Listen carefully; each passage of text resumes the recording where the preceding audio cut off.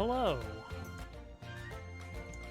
How is everybody doing this fine Wednesday? I had to double check.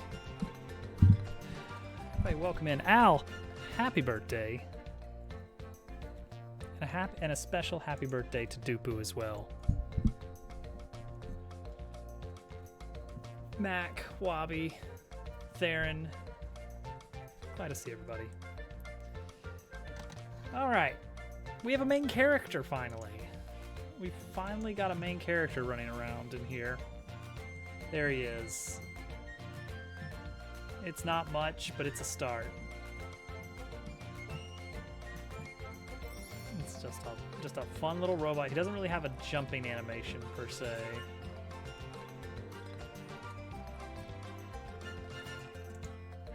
So we'll work on that, but we got a decent start here. One thing I was wanting to do was to change how fast the flip speed goes.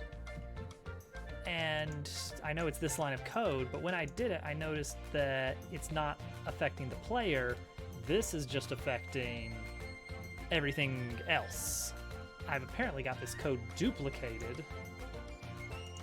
Here and here, it's the exact same block of code. And that is, in game dev terms, bad. That's almost the same block of code. So we need to fix that.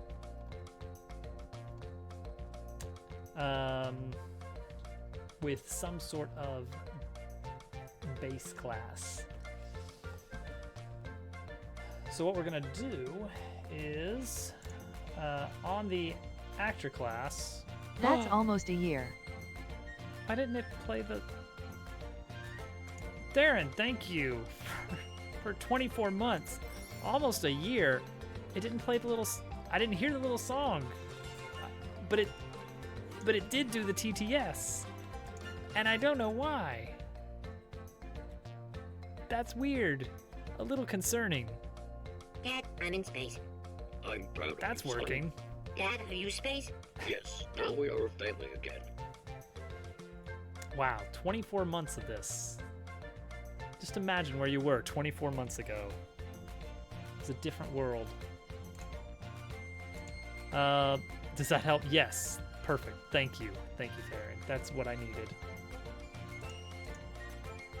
So what we're gonna do is we're gonna create a script on the Sprite 3D holder.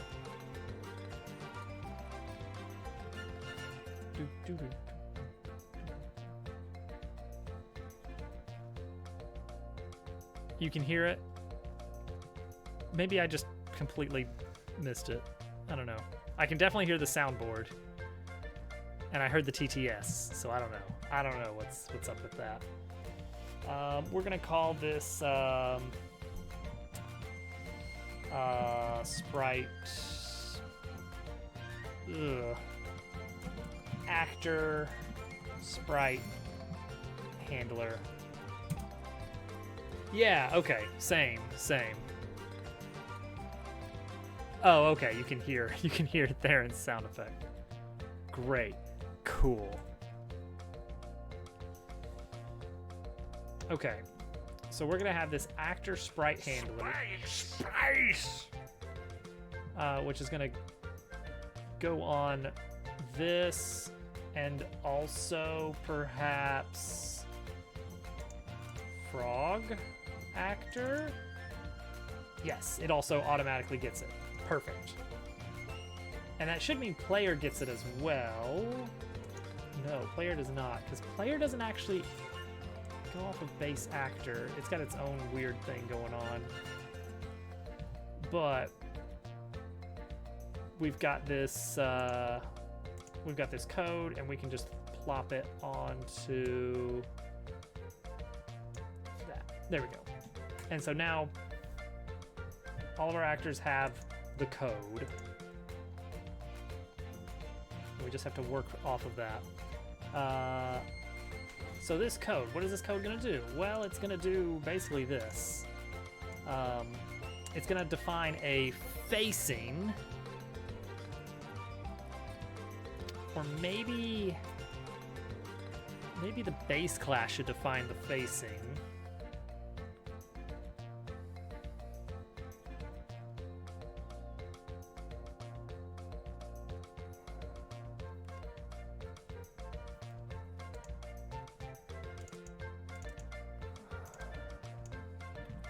Sprite container.rotation isn't used anywhere else.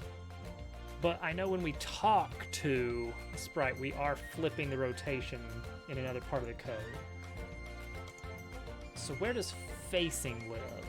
Whether the sprite is facing left or facing right, and there's no in between. There's no facing down, facing up, facing forward, facing back. We just care about facing on the base class of character body. We're gonna go with right here, and it's gonna just be a 1 or a -1, or should it be 1, 0?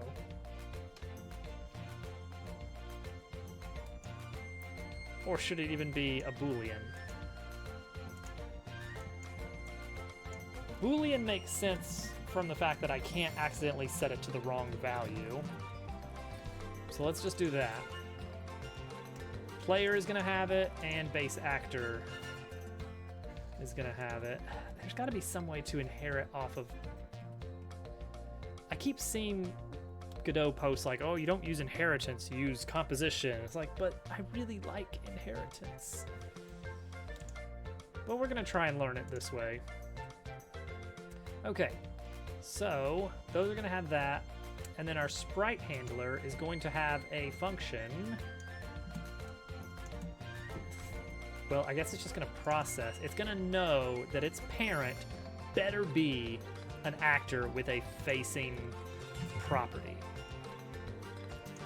So let's just have parent, which is gonna be a node 3D. Parent equals get parent node 3D. Sure, that's fine.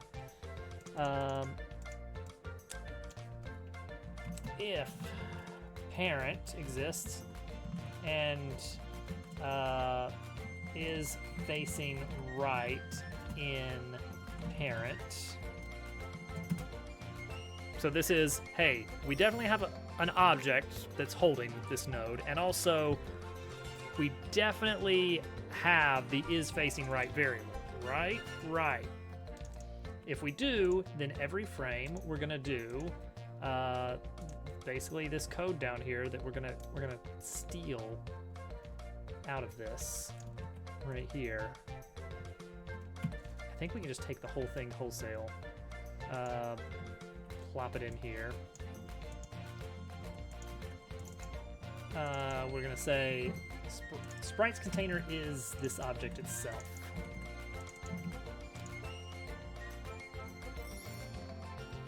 I think. Okay, target sprite rotation. Target sprite rotation. Hold on, that's what we want to change. That's what we need to change out a little bit. That might be our left right. Yeah.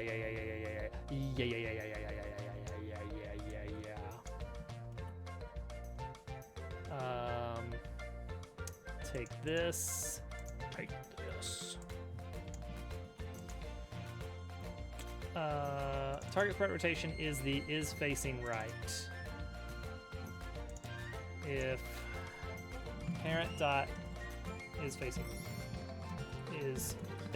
right. Oh. No, it's fine. It's fine. We're gonna make it work. We're gonna make it work.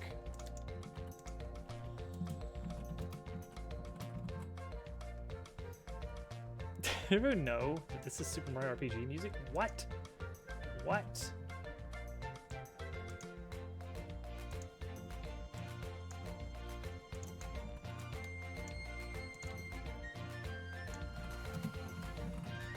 It's true, and if direction is then is false. Cool. That's in the player, and now the actor base also needs this update here. So right now it is based on Target sprite rotation still. And it's basically the same code here. But we can't just override it because the player has special handling for when to face right or not to face right.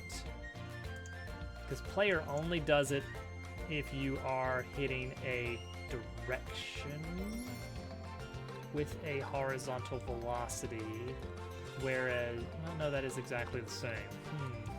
Okay. Well, maybe we can take that out, right? We will try. For now. For now, we will take this out of here and put the handling in here.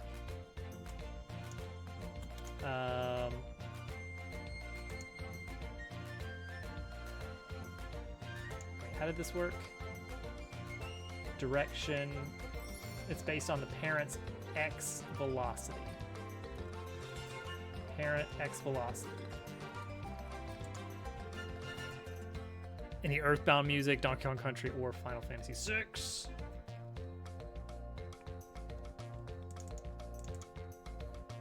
Yeah, because we do need this to be available as a property.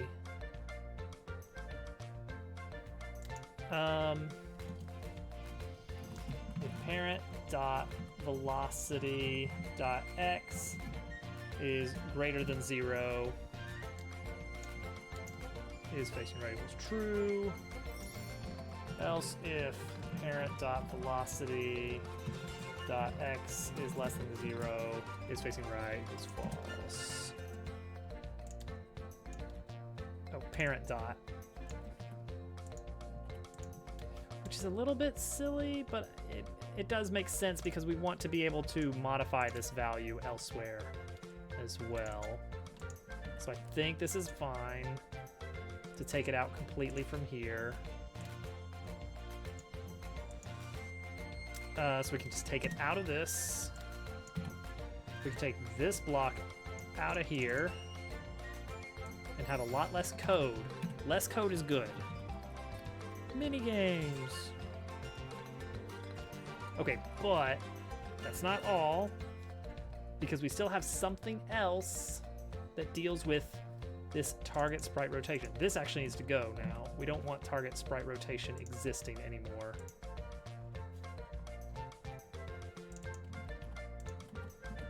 But it still does exist. Target sprite rotation there. So instead, we're just changing the is facing right flag. If the player is to the left of the speaker, then the speaker needs to face that way, and you need to face that way, and then vice versa. Okay, that might be everything. Let's see if it errors out. Okay, so far, so good. Flips around. All right, I think we're good. Cool. So what did we just do there? Well, we just moved a lot of code into one single place.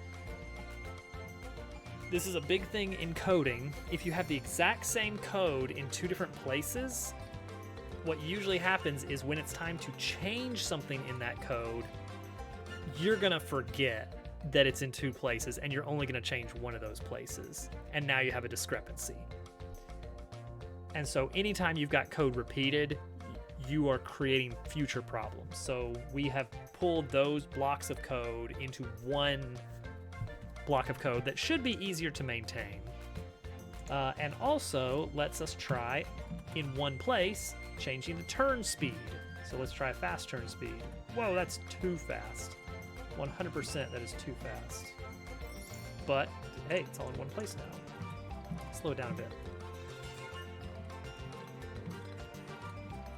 Still pretty fast. Did we somehow just get totally lucky with the perfect... Okay, maybe that's reasonable.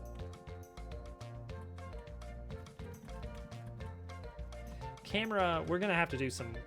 Camera is gonna be a big system because it needs to be able to dynamically shift in certain areas. So like you're going through a map, and then you get to this one area and I need the camera to pan out or tilt downward a bit to like show a more top-down view. There's gonna be a lot of things that we need to figure out how to do. The thing that I immediately noticed is the camera should not, like if I do this, the camera should kind of have some inertia, and my wiggling the camera should just be like, I'll wait for you to stop, and then when you start going a direction, then it starts following you. Oh yeah, and not following you on the y-axis unless you're on the ground. That's a good one. That's a good one to do. Beep beep beep boop. It's Dabble. This is what Dabble looks like now. Sorry, everybody. That's canon. Also, I can still stand on top of NPCs, which is very funny, but we don't want that, and we're going to have to figure out a way to fix that. That might be some weird... Because I still want to be able to bump into these solids, and I want them to be solid in ways, but I don't know. We're going to find a way to fix that. Beep beep boop. It's like the copper golem. Okay. You can make... Yes, that creates more... That just pushes the issue down the road a little bit. When he's speeding along... Oh yeah, dust particles, we'll definitely need that. The problem there is we do want you to be able to walk over NPCs. Like, let's take the extreme example of it goes up forever. If you are on a second floor in an area that has two separate floors and an NPC is below, that's bad. Or if you have to jump over an NPC. Yeah, basically it's going to be some kind of check to see like, hey, are you standing on top of a character right now? If so, just fall through it and out of it somehow. Almost like it's, yeah, like it's a cone. Like it's a cone shape. But we'll burn that bridge when we come to it. That's not too big of an issue. One of the big things we want to get, one of our big targets that we want to push towards is actually having combat. Like even the most bare bones of combat. That's on our tech tree. We have an imagined tech tree of things that need to be done. And battle system is like a huge node with all kinds of things that are waiting on battle system to be existing. Not done, just existing, period. You know, once you unlock red circuits, you got so much stuff you can research. So we need to get battle systems. We need to kind of go through and see like, what things do I need to just have a battle? What problems do I need to address? What things do we have to plan out as far as like, how is this even going to work in the game? Yeah, like the first problem is, you know, how to actually pull the correct actors into the scene. Imagine Paper Mario. You're in chapter 1. You run into a Goomba on the world map. What happens? You go into a new scene with Mario, whatever your current partner is, a Goomba, but also a Koopa Troopa. Where did that Koopa Troopa come from? We have to load it into memory from somewhere. And Godot will allow stuff to be loaded dynamically, but you have to do it in a very particular way. Basically, there's a special folder that we don't actually have yet called resources, I think. And only things that are in resources can get loaded dynamically because basically they get always loaded. They're always loaded. or something like that. No. It's that you have to run a block of code to actually load them into memory, and that can make things stutter. So you can do some things to do it asynchronously. Maybe certain zones will preload a bunch of assets. Yeah, but that's the scary thing is I want to. It's like I'd like to have all of this battle stuff in its own separate scene that exists, which there are issues. We can pass the loaded actors along to the new scene. One tricky thing specifically is like, all right, I load a new scene. I wipe everything out, and we load a fresh scene of the battle scene. Like the old map is gone. We're now in a new map, which is the battle scene. We complete the battle. Now I have to go back and load the old scene. Is there an established Godot previous scene? Return to previous scene. Yeah. How to switch back to previous scene.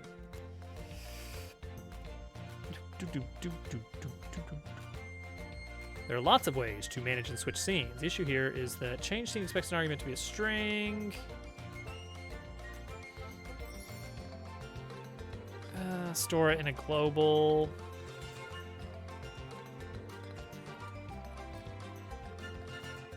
Do you think there's some pre-built battle thing? Oh, most likely. However, I think building a battle thing from scratch is going to be kind of fun.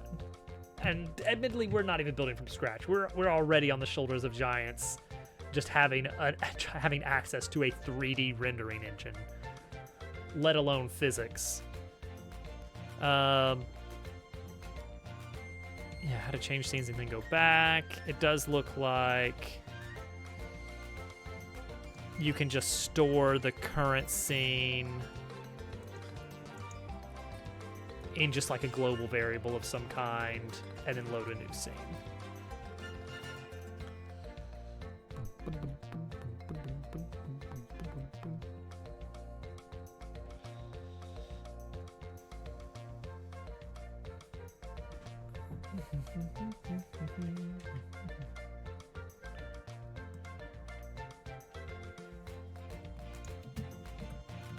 Let's add in RPG battle to the search terms,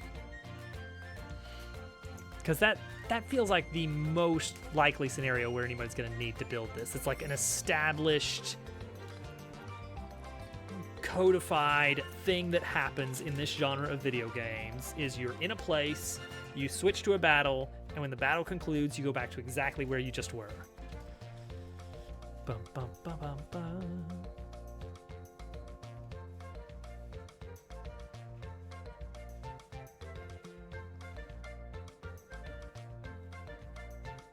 So one person's idea, this is an interesting one. Don't even remove the world that you're in. Like, you're in this scene right here, running around. Don't even close the scene. Just completely hide it and pause it. So it still exists. It just doesn't do anything. That's... Well,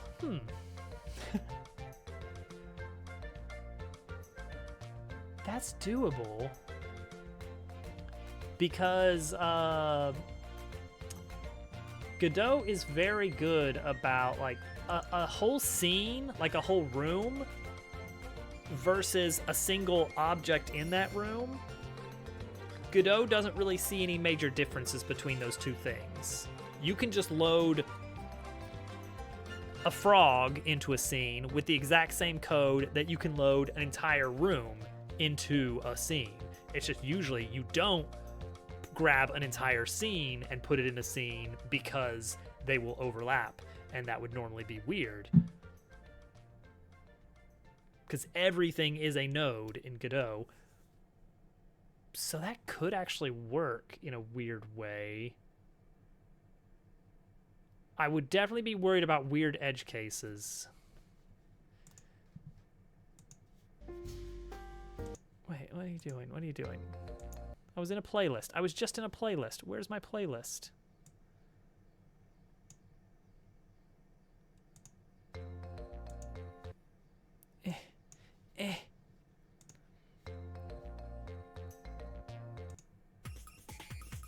Oh, well, now we're just in the wrong part of the playlist.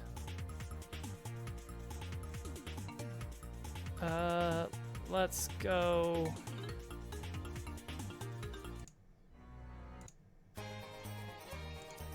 Midas River.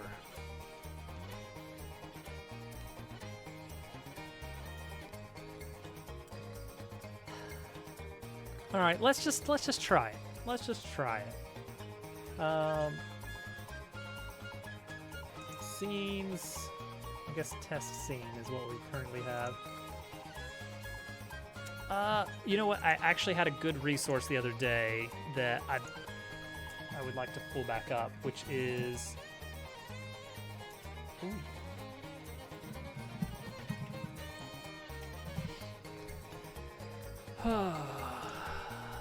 Somebody's idea for a good data structure, or a good folder structure for Godot development.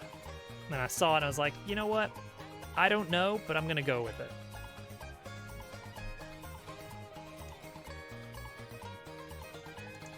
So we'll just create a folder under scenes and just call it is it shared? It's just battle. It's just the battle scene. Maybe we'll have multiple battle scenes. That could be fun, of course. I mean, we gotta have multiple battle scenes, or at least some way of distinguishing the different fights. It's like, oh, you're in the chapter 1 battle area, you're in the chapter 2, you know how they do, like in Mario RPG, how you've got the grassy area and then the underground area, and it's like, it's still the same battle scene, they're just swapping out the backgrounds. But it works, it's fun. All right, so then we just create a new scene.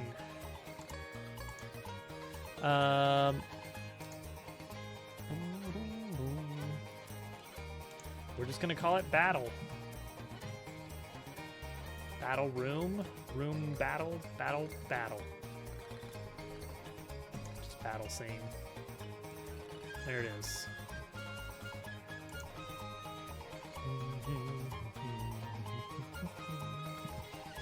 All right, here we go, I guess. Here we go.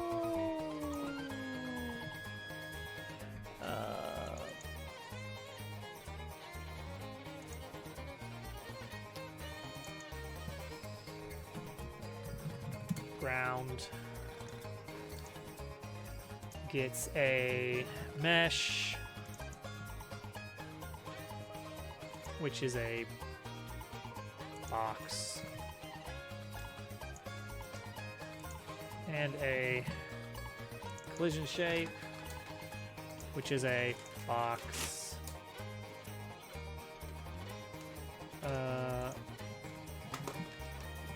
Wait, what else? Oh, and static body.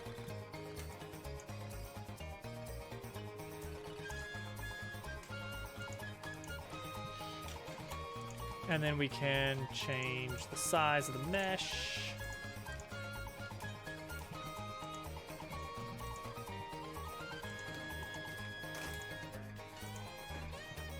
To big.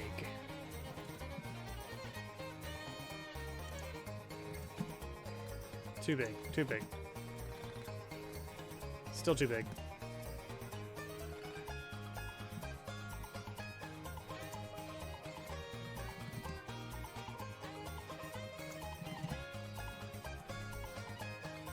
That'll work for now.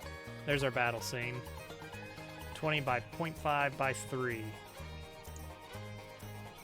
Now, can I copy this box mesh? Maybe not. There's got to be a way to do that. All right, just to make one shape match another shape. I just don't know what the weight is. That's all there is to it.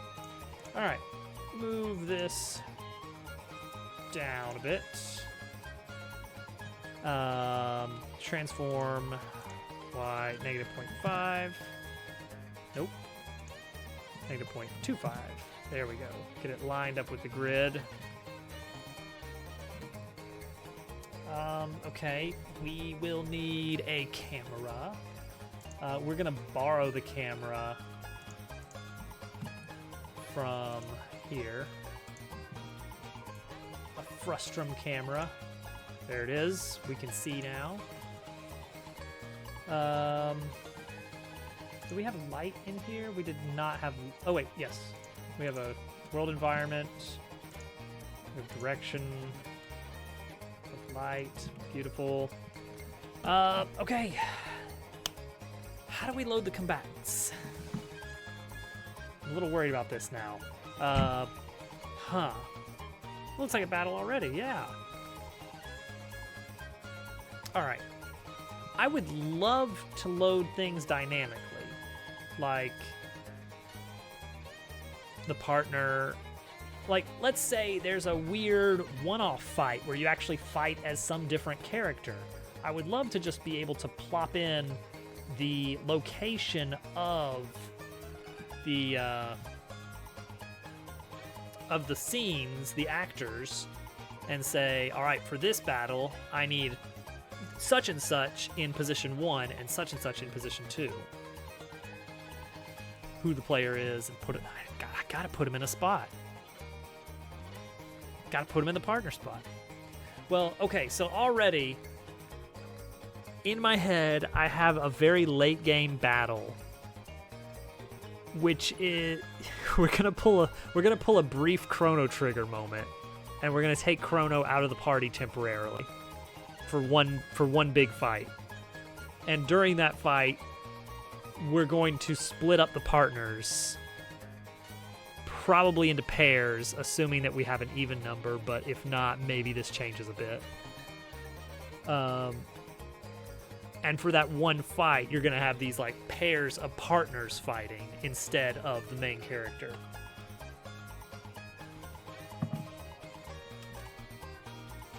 Yeah, so the first thing we need to do is figure out how to load those in. But the point there is that, like, the person who's fighting will not always be the person you are controlling on the overworld in a weird way.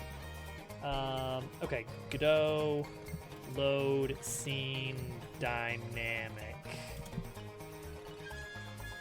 How to preload dynamically. I have assets that I want to be ready for use in my game, but not necessarily part of any tree yet. Is there a way to reference a string constant from another script for preload? Preload happens on compile time. Oh, right. Okay, so this is not asking the question I'm interested in. Loading scenes via script. Is it possible? Let's see here. Date 2021, so this is probably not Godot 4.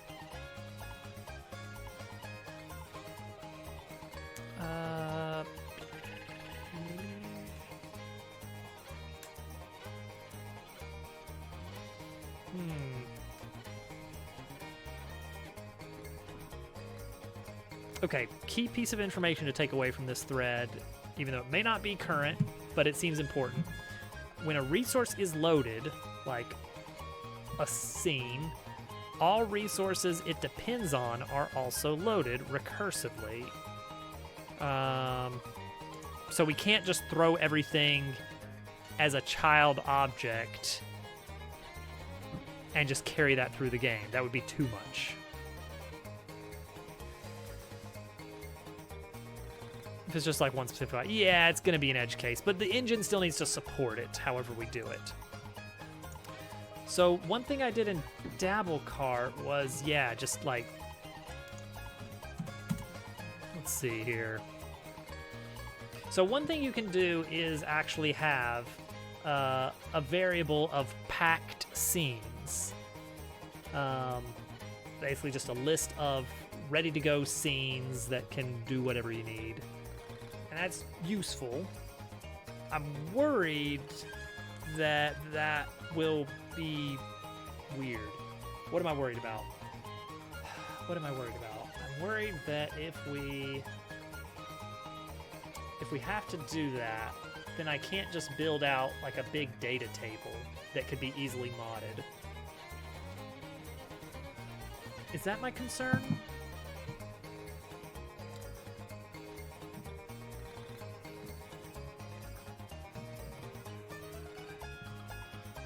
Is that my concern?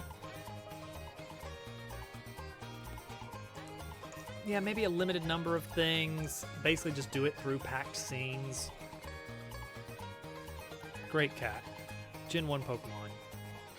No circle birds to be seen.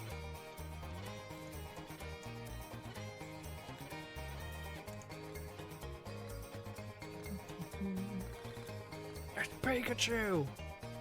How many letters? It's always 9, right? It is in fact 9 letters. They're all 9 letters long. Every Pokemon has 9 letters in its name.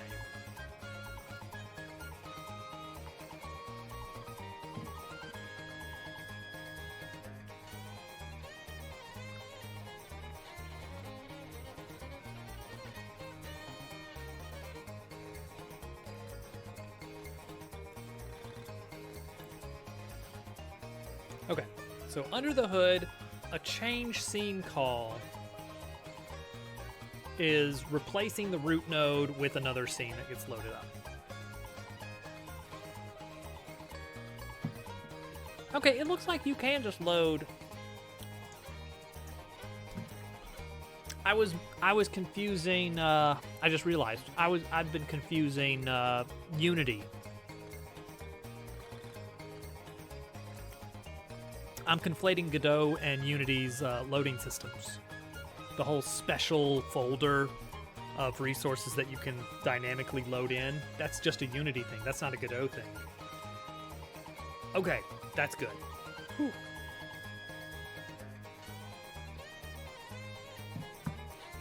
Now, it still could mean that it takes a little bit of time to load things, but that's fine.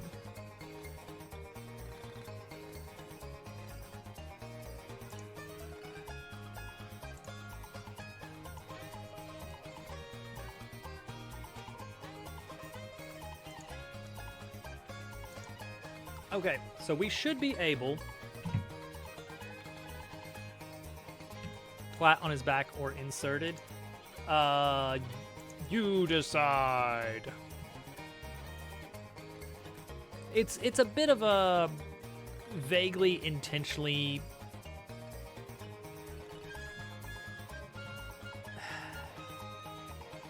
No, it's definitely perpendicular. It's definitely perpendicular.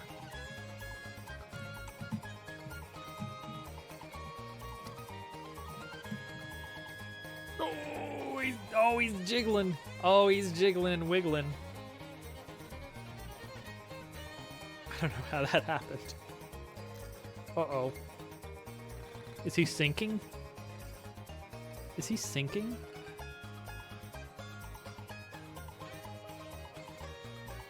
No, he's fine. He's totally fine.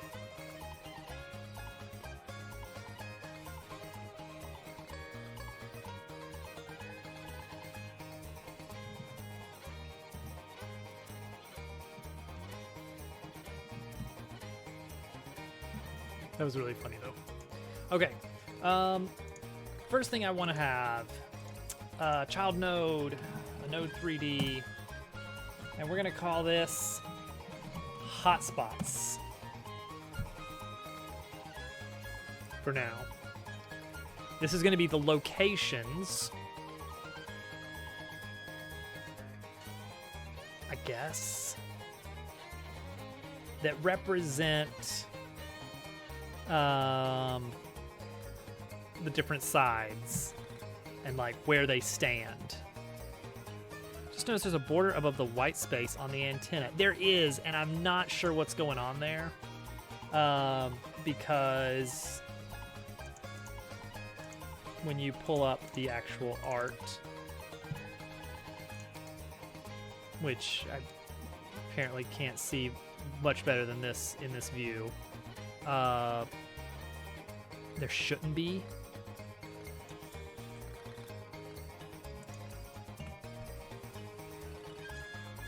I've got like one idea, but it's like, it's not, there's a lot of actually like peculiarities to how these sprites work. One is like their rotations when they are kind of almost perpendicular to the camera. There's some really weird artifacts that show up, and I think that's probably similar to what we're seeing here. I don't 100% know. It's only on the white side, so maybe it's actually part of the image. I don't know. I'll need to double check that. There's some weird stuff with how it works. Hotspots. This is gonna be easy. We're gonna have a left side and a right side. Maybe a middle side at some point? I don't know. Okay, so what these represent is where the characters are supposed to stand.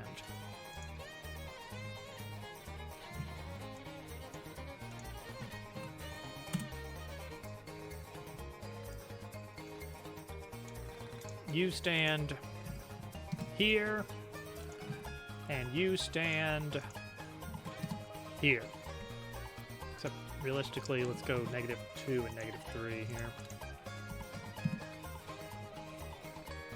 Oh! Go ahead, roll for it.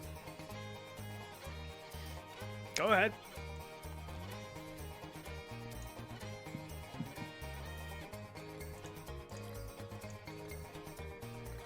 We're all waiting. GQ, would you like to see artwork of Machamp and Goku about to fight? This is a trick question. Of course you would.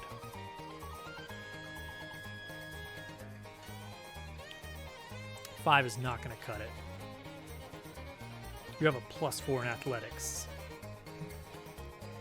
Don't remember the exact wording. Okay.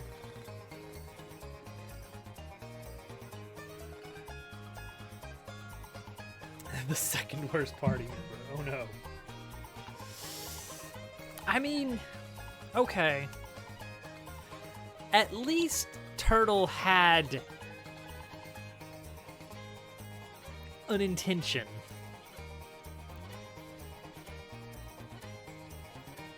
GQ's maneuver was for nothing. It's like after the fact he explained his reasoning, but we could have very easily explained right back to him that there's a much easier way to do that.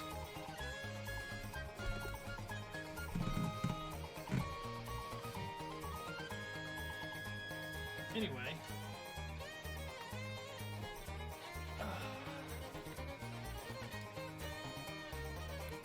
GQ. I don't know if you were here for this. I got my I picked up my binder of Pokemon cards from the 90s. You've since cooked up a better explanation. And in this binder is some weird offshoot pricing guide for Pokemon. And completely inexplicably, the center of this magazine features this. I have no idea why.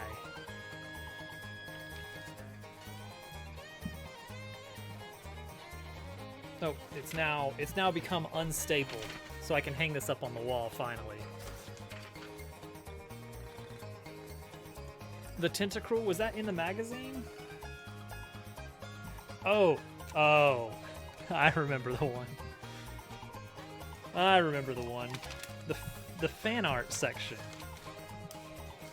I believe it was. Or it was the fun cards, as they called it. Let's see if I can find that. That's the advertisements. We're probably we're going into the Digimon zone here. Let's go back the other way. Well, there's Jigglypimp again. That was a big hit yesterday or the day before, whenever it was. Let's see here. Ah, yes. Here we go. Fun cards. You can tell they're fun because the N is backwards over there. See, we've got such great hits as the. Hang on. Unblur it. Unblur it. Unblur it. Hang on. Hang on. It's gonna figure it out. This was the trick. This was the trick for the camera.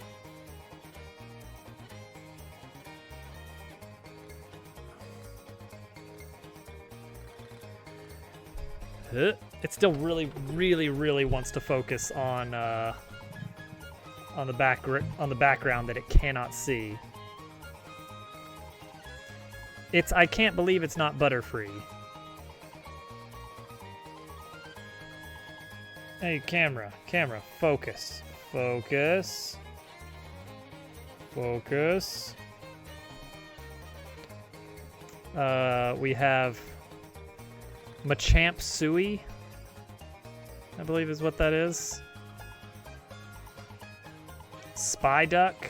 He's wearing spy glasses.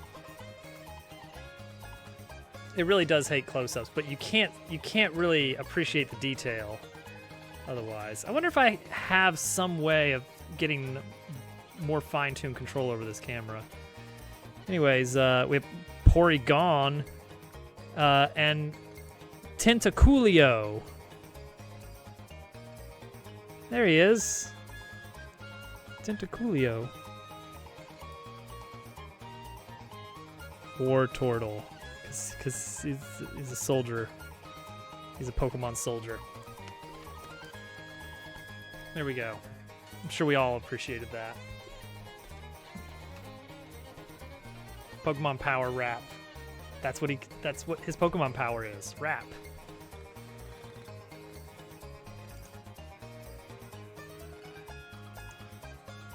Oh, I did add a new channel point option.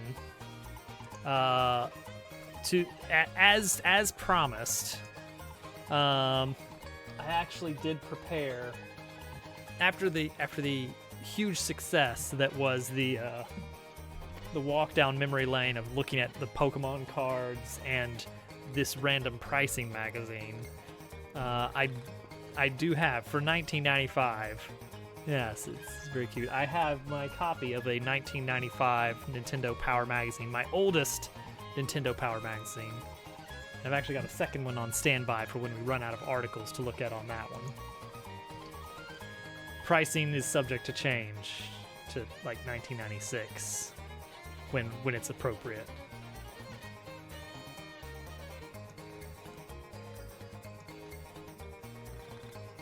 I'm excited. I'm excited. All right. I don't actually know what's in this one. I mean, I've got a hint from the front cover. Let's see here. Big camera.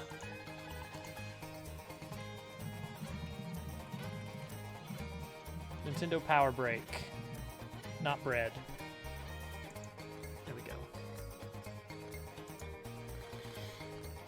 All right. This is volume 79. From, let's see here,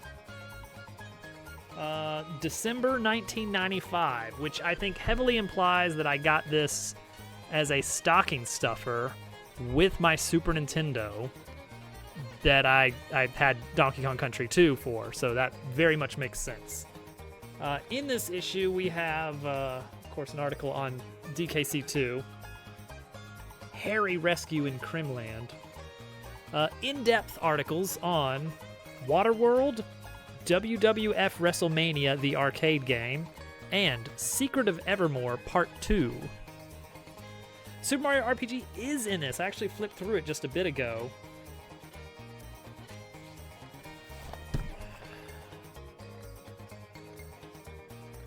There it is. Okay, so some notable things in this issue. I know, it's cool. It's like, hey, that's...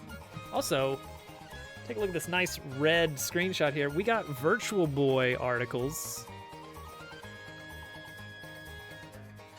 And look at all this fun art. Art and screenshots. This month's preview at the Shoshinkai trade show in Japan features exclusive pics of the fabled Nintendo Ultra 64 controller. It's real.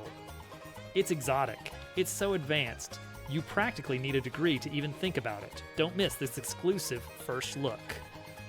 Is that what we should check out for tonight's deep dive?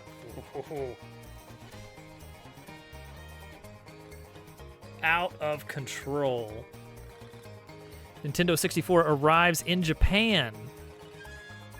The biggest video game event in history, and Nintendo Power puts you in the heat of the action. Look at Mario here. He is excited. He is about to find his voice. The Nintendo NU64. The Nintendo 64 Ultra. Yeah, this was before we even had the final name for Nintendo 64. Look at the annotations on the controller here. Directional LNRs, start. 6 buttons, the stick, trigger under it. So a lot of excitement about it. Controlling the future. All right, let's see if they defend. Oh my gosh, this is an article. Okay, it's only 4 pages, but I would like to see them defend this three-pronged controller. We knew that the new 64 controller was going to be different, but the reality is far cooler than any speculation might have been. First off, you're probably wondering if it was made for people with 3 hands. And if there are people with 3 hands around, where are they? No, sorry, there's a simpler answer. The 3-grip design of the new 64 controller makes it easier to use the standard cross pad on the left or the new analog stick in the center. You grip the left handle of the controller when using the cross pad and the central handle when using the stick. The analog stick allows players a much higher level of accuracy while controlling games. The stick rotates smoothly through 360 degrees and is made of a single piece of composite material for extra strength. It's plastic. It allows precision game control, especially in high-speed situations because of its analog design. For instance, in most racing games, you end up oversteering because the standard cross pad operates on the principle of all or nothing. Blah, blah, blah, blah, blah. Okay, they're really just trying to sell the fact that there is a control stick. Okay, now for the buttons you can't see. On the top of the controller, left and right buttons, pretty much in the same place as they are on Super NES. There's a trigger button directly underneath the analog stick. As you move the stick with your thumb, the trigger button feels like the trigger on a flight stick. Believe it or not, there's more. But we can't mention it yet. Hey, life is a mystery, at least until next month. I do not have next month's issue. The next issue I have is January, volume 92, so that's like a year later. That's for another time, but just a heads up. This is like an island, this issue here. After enough grind, the stick will generate a powdery, cocaine-esque substance. You'll never have to buy a multiplayer adapter. 4 built-in controller ports in front. Destined to become the first truly social video game system in the universe. That is a high degree of hype for this 3-prong controller. Everyone plays on the Nintendo Ultra 64. Sick new Euro design is what it says. Slick new Euro design. Japan's new logo. There it is. Apparently. I don't know what I'm seeing here, but there's like a red... It's like a circle. The camera is not doing it justice. That's definitely an open circle there. And I don't know if that's just one of these millions of graphical effects somehow accidentally overlapping something. Maybe that's it. Let's see here. Japanese team made extensive studies of how controllers are used with test groups before and during the design process. Most games use a few buttons for most of the main controls, such as jumping and shooting or accelerating and braking, so A and B are placed for easiest access on the new controller, and they are larger than the other buttons. Seem like overkill, but the software that will make use of the Nintendo Ultra 64 system's remarkable ability to display super realistic 3D graphics may take games into a whole new realm of control in which it won't be enough to move left and right and up and down. You may also have to move into a scene or move two characters independently at the same time. This is intense. Let's see here. This year, the Nintendo Ultra 64 games will be where most of the excitement is, but dozens of new titles for the Super NES, Virtual Boy, and Game Boy systems will also make their debut. Whew. Let's see here. Fast Q&As here. How many games will be shown at Shoshinkai? We don't have a final number. Could be as many as 10. Cool. Nintendo Ultra 64. That's what they were about to go with. That's what they were about to go with this. Nintendo Ultra 64. When will the Nintendo Ultra 64 be released in North America? April 1996.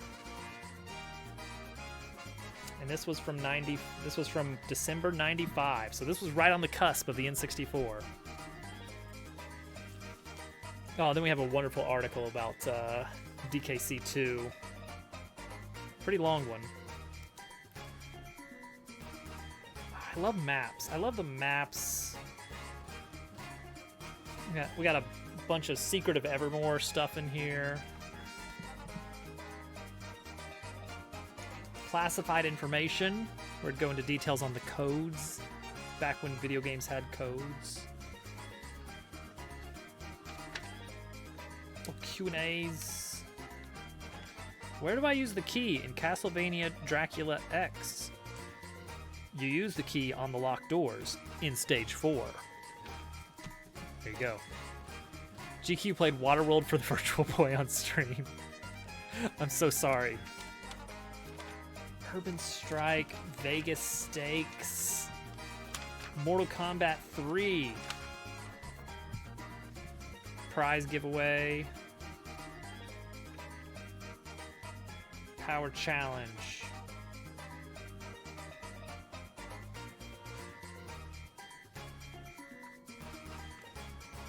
Alright. Alright, we've gone over the Nintendo 64 Ultra. I'll save the rest of that for next stream if the next stream that gets redeemed. I just think it's neat. I just think going back through these is a fun time. Boop. It's really weird looking back at this time right before the N64. When no one really knew what they were going to be doing with 3D. They were just like, I don't know. It really was. I don't know, put 3 sticks on the controller. I don't know. Let's roll with it.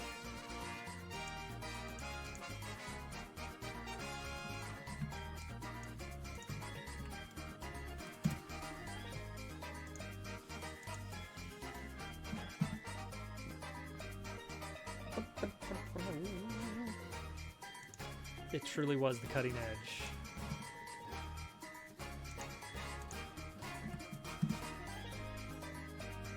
Alright, I got 2 spots on the left, 2 spots on the right for now. We'll figure out how to distribute them properly. 'Cause I'm really not sure. 'Cause I think so. 1,000-Year Door, you could have as many as five regular enemies on stage.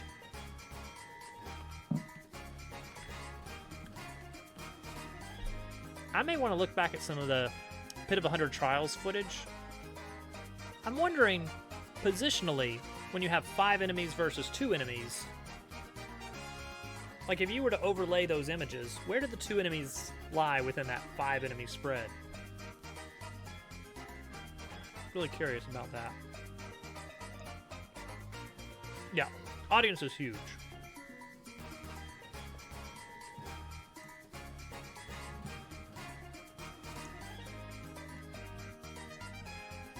Okay.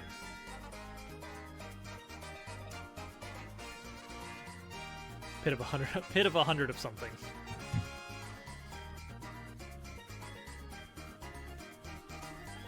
All right, we're gonna add a blank node to act as our battle loader. No, I guess we just need a battle manager.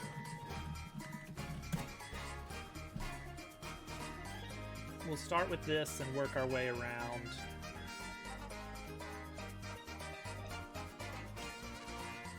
Like, is there any reason not to make this the root node? I think we should be good. All right. First off, save what we got, and let's attach a script to it.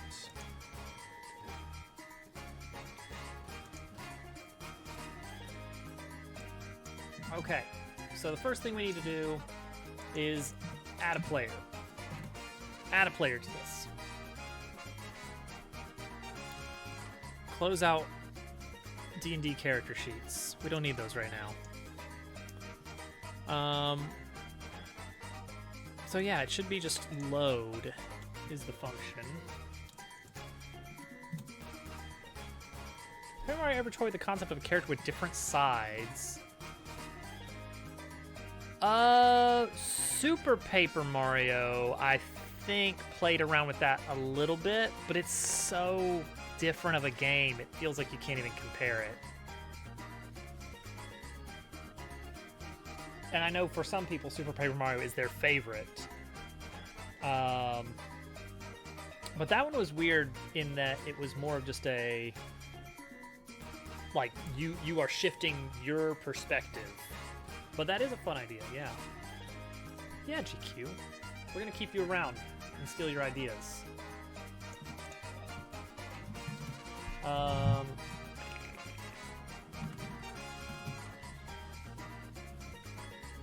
So it should just be load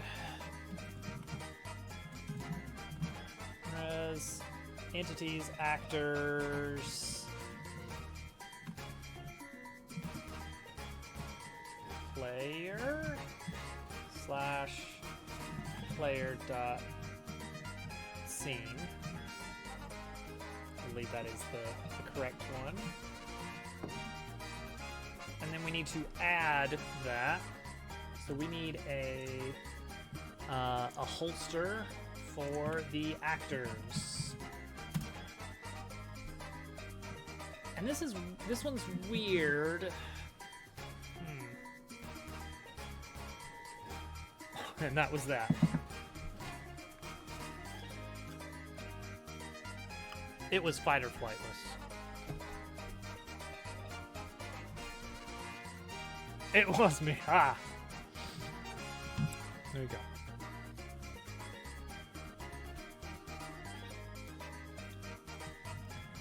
Let me get this pad out of the way.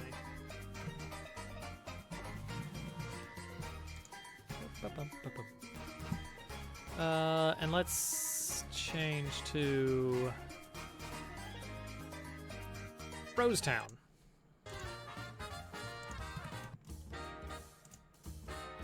Nobody makes GQ in games. It was a new one. Oh. You wanted me to make the one from from the ads.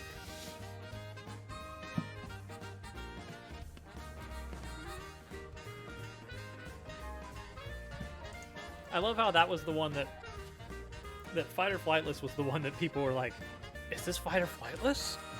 No, it was Germdove in his live reaction to the direct. It's another one. Man, you keep having ideas about what I should do, and I just keep not doing them.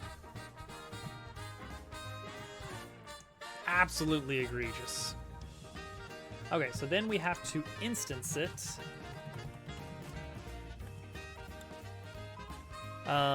But then actually put it somewhere.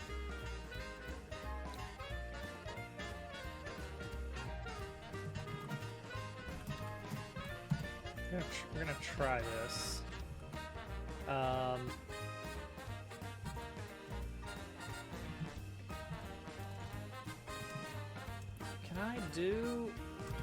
Can I go up a level here?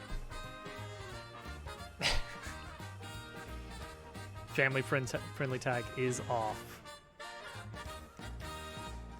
Al, I can't believe it. That's going on your permanent record.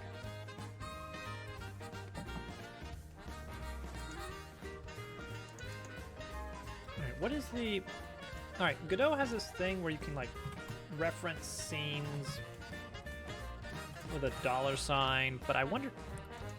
Is there a way to go up a level?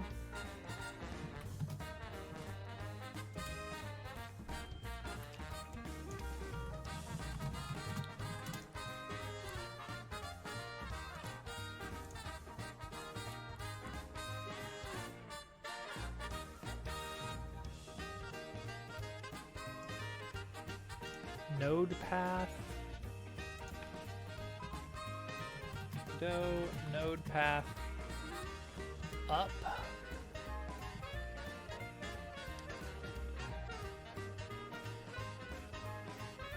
don't know if there is a way to go up a level. Dragging that one down.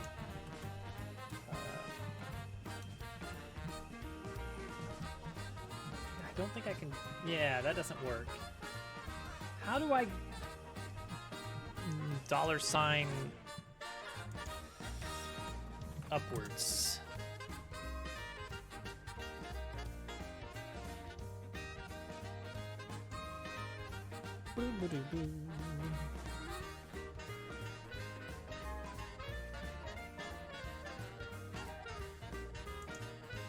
Let's see here.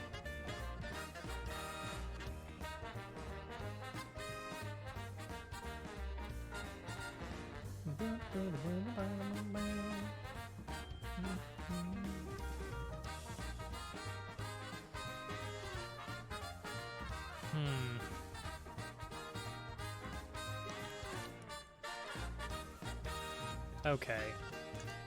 We'll do it the other way. I can't find a way to do this.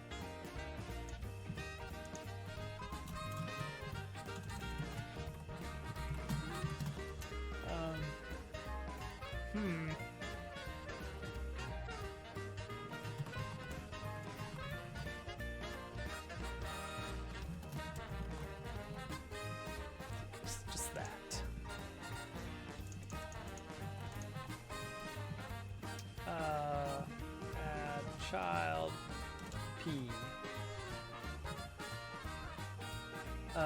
Okay, and so now what we need to do is actually do that and try it. Oh wait, I gotta do F6. It says no. Player is null.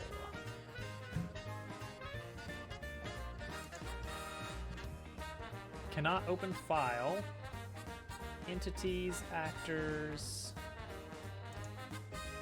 player. Oh, player is not under actors. Noted. Okay, that's more. Invalid call. Non-existent function instance. Do I just... Is it just player? Do we just add player? No.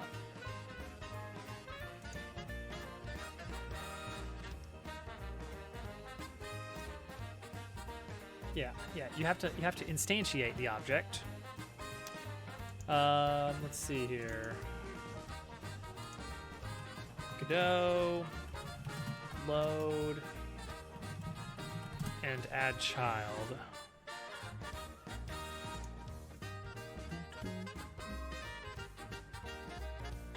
Yeah, it should be .instance. So wait, what's the problem with this? Non-existent function instance. Whoa.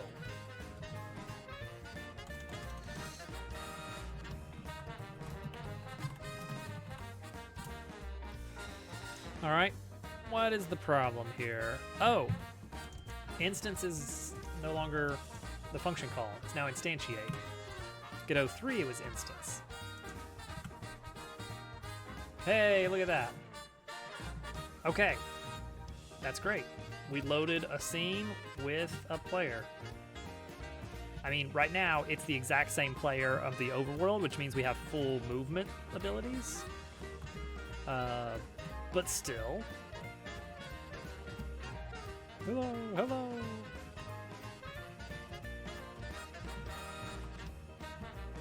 There he goes. Okay. That is technically a start.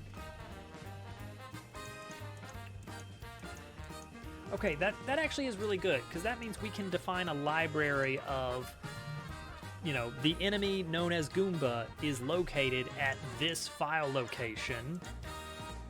And so when we pull up a battle and say, hey, which enemies do we want? It's like, oh, I need 3 Goombas and a Koopa Troopa.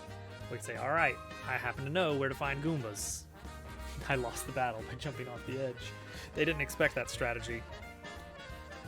They're going to be looking for guys who are waiting their turn.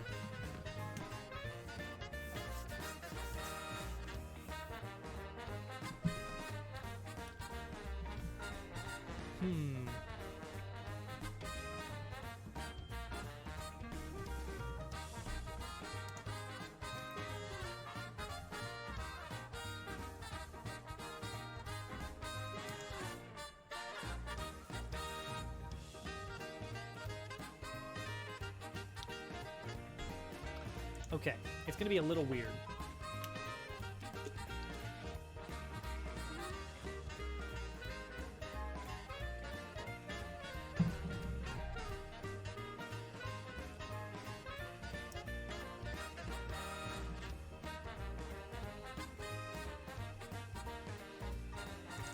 Right now, we've got all of this stuff.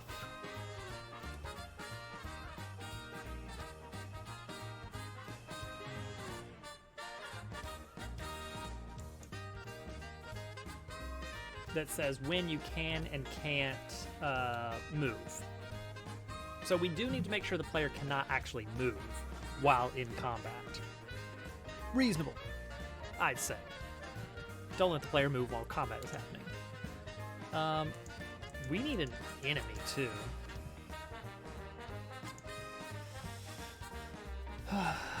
This is gonna be a heck of a thing here. Do the enemies walk on screen?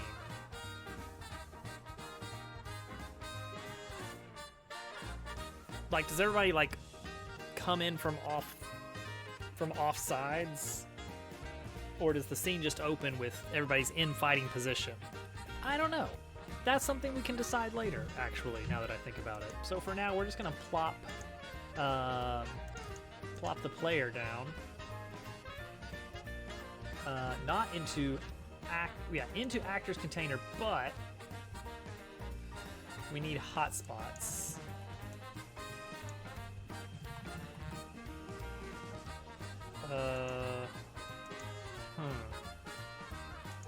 How do I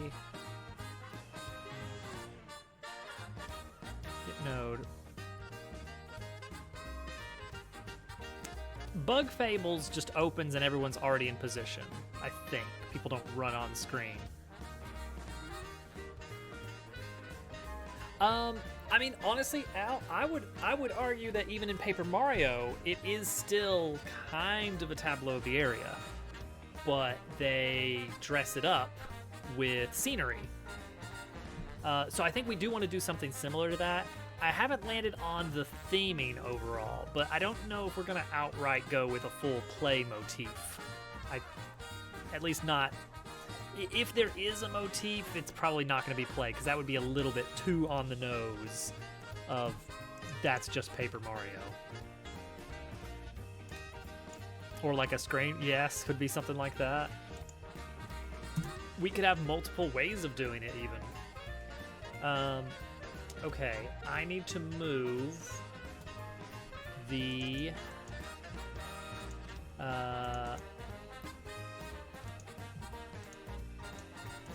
to move hotspots. Okay.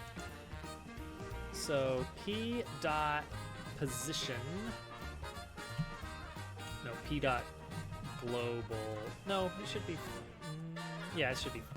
P dot position equals hotspots container dot get node, and then I pass in. I want left spot 1. Is that? Or do I need to start it with no dash? I don't actually know. Let's just try it like this and see what we get. Oh, hey, look, he's on the left now. That's where our hotspot is, right there. You see? You see? Rolling dice for their turns. I want it to be pretty punchy. I know I described the status effect system that I have planned in excruciating detail. But I want to err on the side of quick. It's almost a pet peeve how much waiting there is in Nintendo games.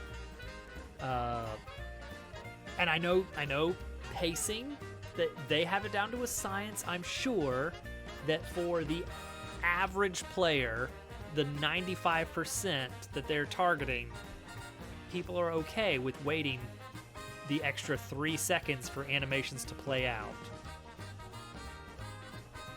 But I want things to be going. Okay, so there's that. And now let's just have a placeholder of enemy 1 is gonna be...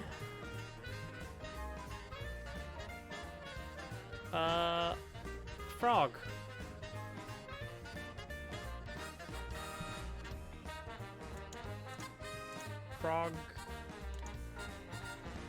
Frog actor. Frog actor farmer even. Alright, and then basically do the same thing here.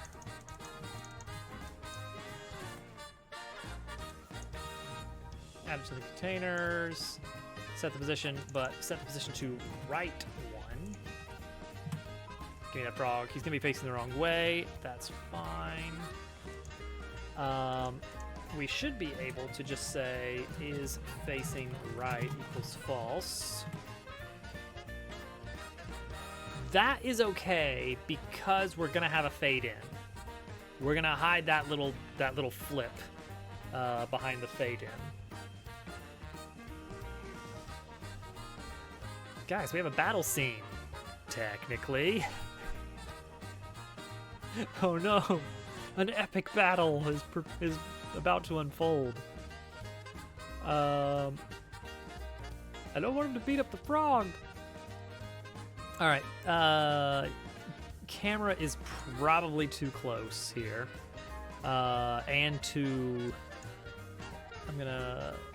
not gonna be able to see this because I'm gonna be doing it just a little bit off screen here. I'm gonna be moving the camera position up a little bit.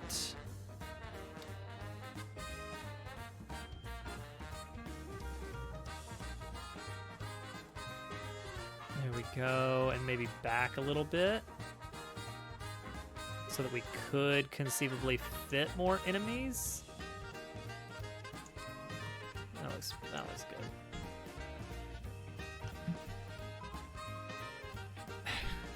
Fly trap, no! Okay. Cool. And then it'll be, you know... So, I think the base attack is going to be the gear. That's going to be your hammer. It's a grounded... You know, it's going to be... Bop, bopping with the gear.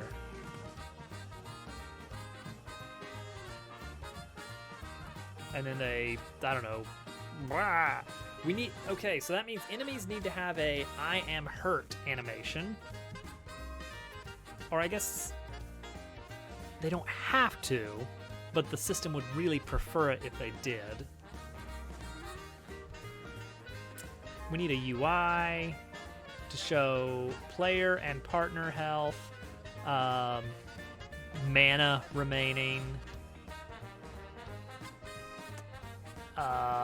any other reasonably important pieces of information.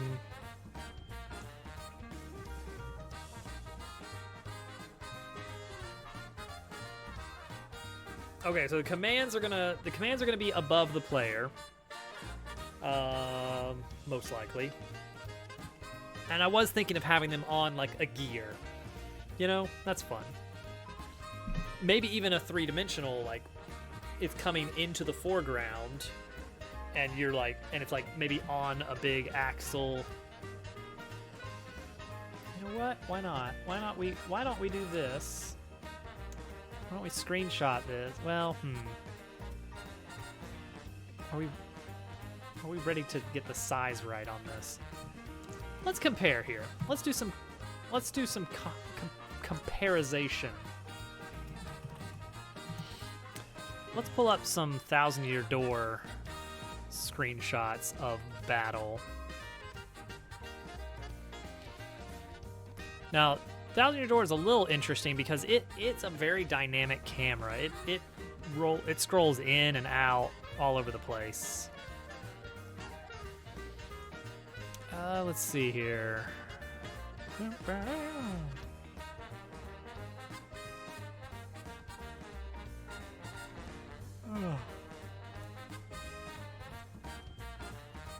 Let's see here. I'm looking for a screenshot of probably the new one.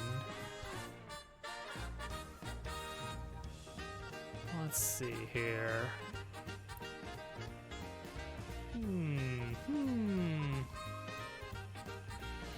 Oh, it is very different between like hang on. Let me grab an example here. Copy image. Pull up where's my drawing program? Ninja Gear Star. Oh wait, that's just Godot again. Here we go. This one. Every time I open it up, I get jump scared by this anime girl logo splash screen thing.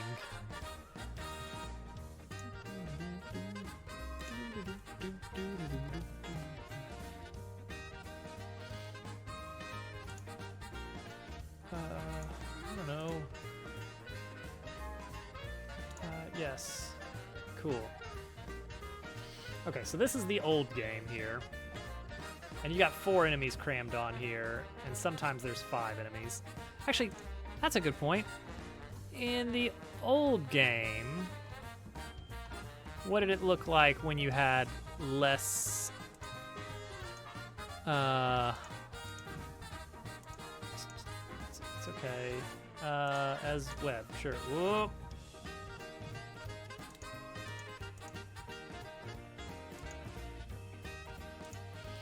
All right, let's resize that a bit.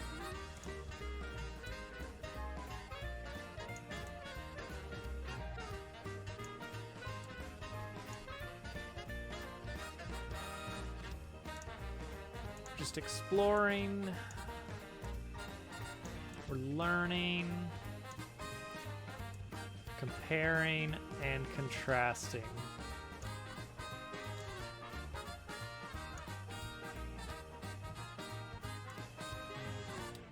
Okay, that looks perfect. Mario is in identical spots. So look at this. So when there's 2, they're in the middle, and then when there's 4, so I'd say they're centered. Which honestly makes a lot of sense. Just have, if there's 1 enemy, it goes right there. If there's 2 enemies, they're right there and there. 3 enemies, da da da. 4 enemies, da da da da. 5 enemies, da da da da. Yeah, that's quite reasonable. And that way the enemy spacing is fairly consistent, which is important for things like your multi-bounce timing.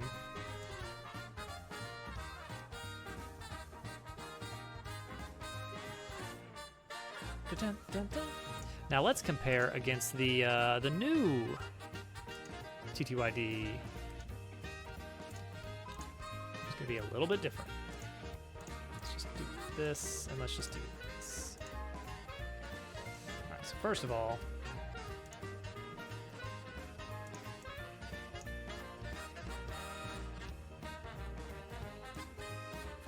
too big.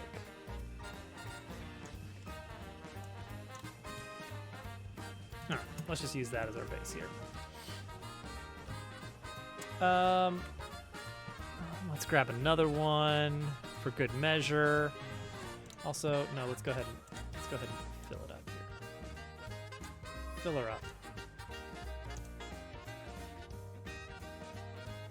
Okay, so there's our example there.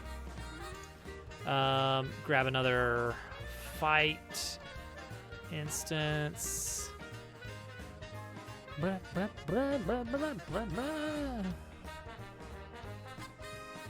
on, somebody fight some. I'd really like to see the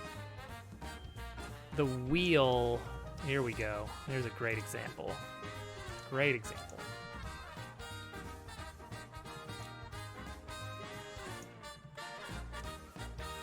Now, there's a lot of things to note here. I'm going to point them out. So first of all, notice very subtly at the top UI, Goombella, her icon is sort of very slightly larger and Mario's slightly smaller when it is her turn. That is useful information. That is a good thing you want to know as a player. Also, the actual controls in the bottom, I don't know. I guess it's like, do you really need to be reminded that the A button is yes? I don't know, maybe. Who knows? Also notable is that no, this does not line up. These enemy positions. Vivian is kind of in the same spot as Goomba number 2 there, but everyone else is all over the place. So I don't know what their system is that they're going for controller or keyboard. I'm going to be targeting controller with keyboard bindings and not mouse control. No mouse control. All right, Rosetown. It's time to step aside for Moleville.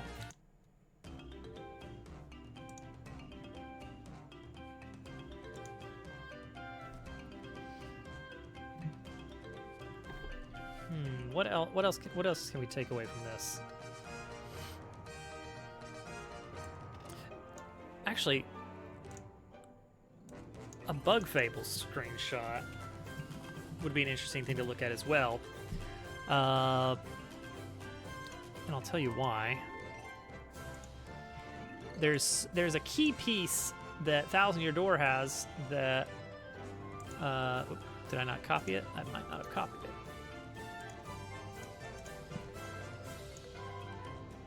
So, big thing in Bug Fables, no audience. Bug Fables doesn't have that mechanic at all, and I totally respect that. They're blazing their own trail. So one notable thing that you don't need, hey Day, if there's no audience system, you don't need to have all this dead zone on the bottom. you can actually like scoot your characters further down. Like notice, let's have a annotation. Let's have an annotation layer here. All right. So right here, this is where our players are standing. And let's go ahead and mark the center points here. Center, center, and even the heights, sure. Versus tall enemy, medium enemy, small enemy. Bug Fables, look at that, they're much... So one notable thing is they're in 3 dimensions. Like, well, yeah. There's depth to their positioning. There's no gameplay impact there. I think that's just to kind of give them some breathing room so they're not, like, touching. But yeah, everything's much closer to the bottom of the screen. And that is mostly because if you line everything up exactly with how Thousand Year Door does its screen layout, like all of this, there's nothing there on Bug Fables. So take advantage of the space.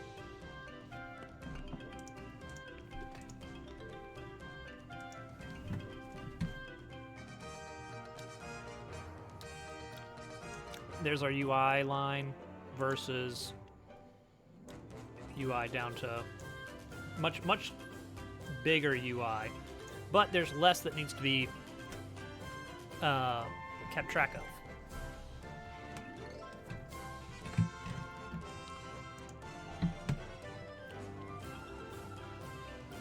Well, I guess it's still there.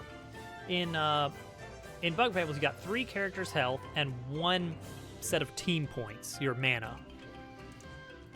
Thousand Year Door, you've got 2 health, 1 mana, but then you also have the star point system, as well as it shows your experience points and your number of coins. That's a weird one, except that I think the same UI is what they use for just regular exploration as well. Let me see if I can find any screenshots of the remake from just walking around. Because the UI by default is hidden.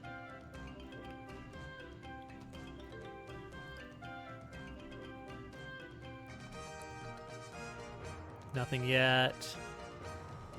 Nothing. Nothing.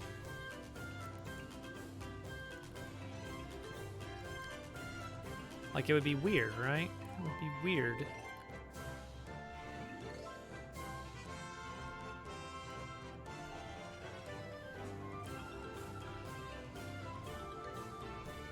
But yeah, they don't show it much.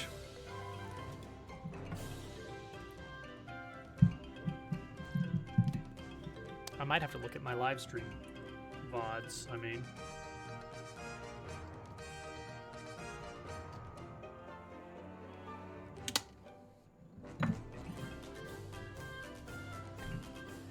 Yeah, I do not see any. It'd be a weird thing to take a screenshot of, because the UI is typically hidden except in battles. Oh, you did find a screenshot? Okay. Sorry. The same browser window for chat versus searching.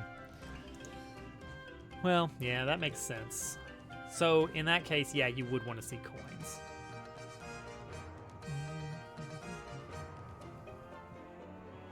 And experience points, for that matter. And it's pretty nice that they managed to get that all on one go.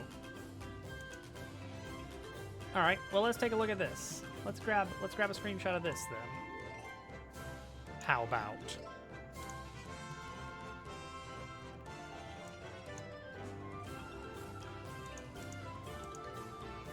So we probably are going to do something similar to Bug Fables positioning wise. Let's see here. Yep, that's identical. That's why they have experience points and coins listed even on the battle screen. So that way they can get away with just having one upper panel UI. Secret path, secret path.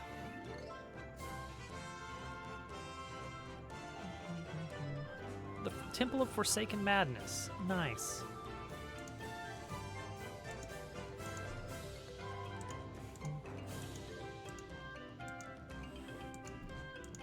What's really crazy is how small the characters can be on this. They're very tiny.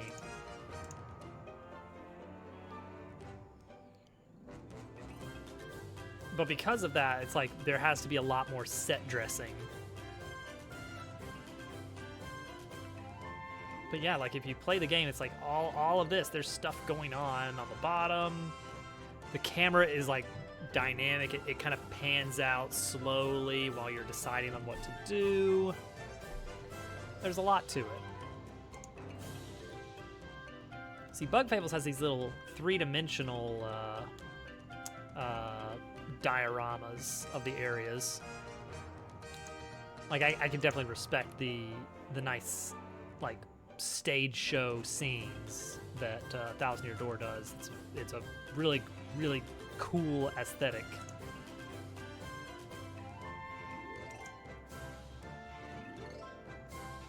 It is. It looks really good. It's very smooth, very clean. And I think what they're going for there is like file folders, like little file tabs. Hello, Willow. Welcome in. We officially have a battle scene. Nothing really happens. You can't choose any options or leave ever. Well, I mean, you can just walk away, which is pretty hilarious. So we're kind of trying to figure out how to design this.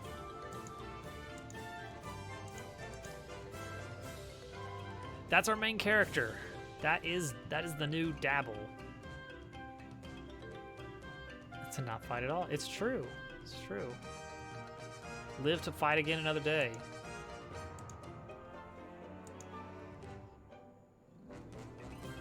All right, so let's just play around with this a little bit. We know we want to be able to support 2 characters. So let's just have 2 characters here. And then we want to be able to support probably 5 enemies.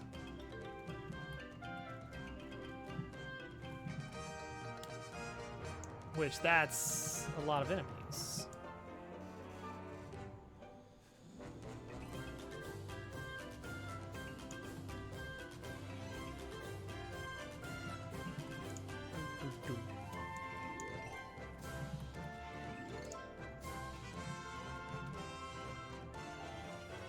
Like already this is going to get too cramped, so we're going to have to resize these guys down a bit.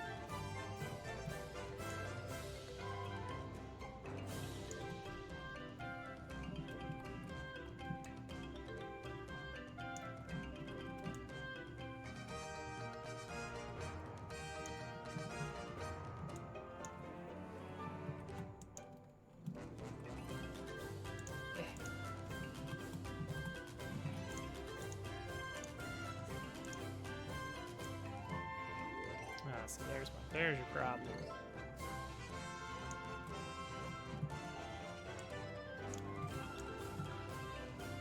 Okay, so now we got all these nice frogs.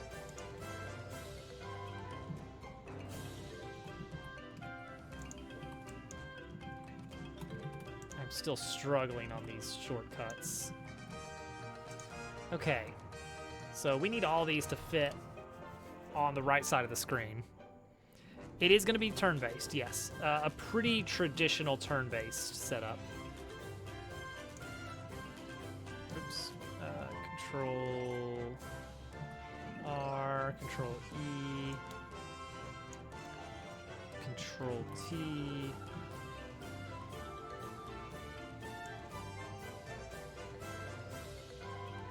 Alright, so is this the size of enemy we're going for?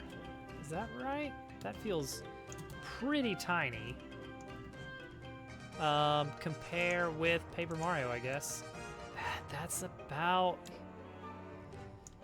Like if we drag them up to the same height here, yeah, that's about the size of the... That's the scale for enemies in Thousand Year Door.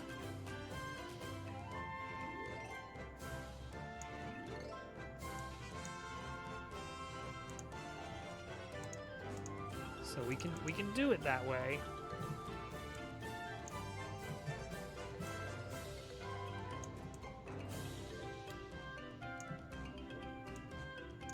So maybe that's about what we want to go for.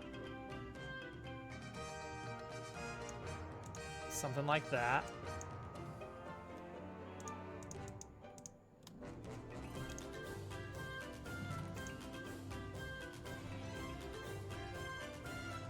Yeah, we got it.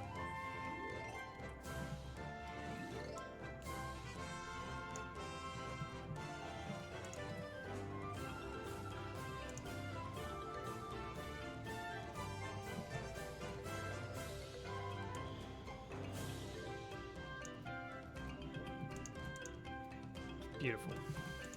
Beautiful little hack job there. Okay, so something like this. Maybe these guys move a little bit more to the left. I don't know.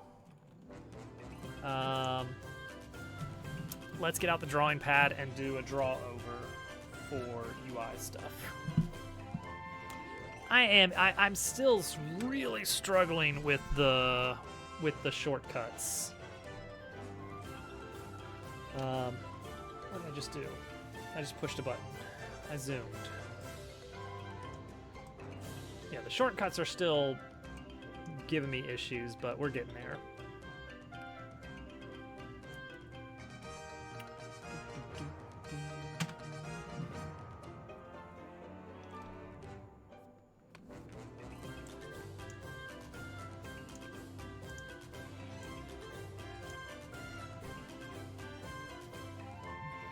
All right, so I'm thinking, where's my...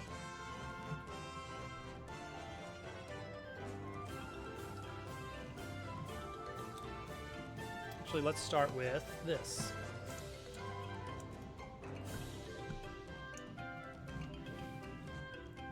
Oh, cool. That'll make it really easy to draw. Thank you, Day.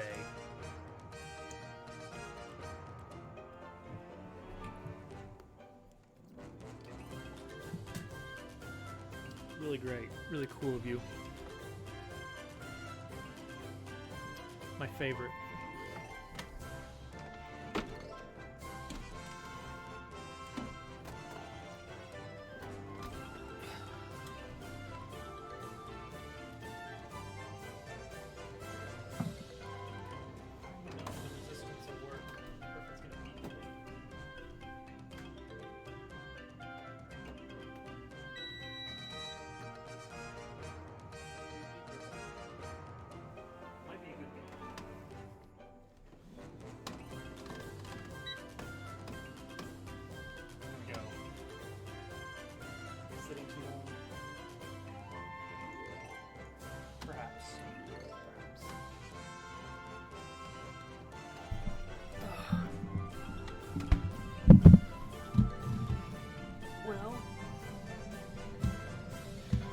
Sure, come on over.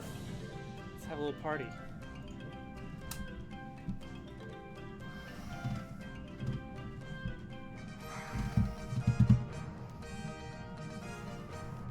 Good old Day, making me get on the bike.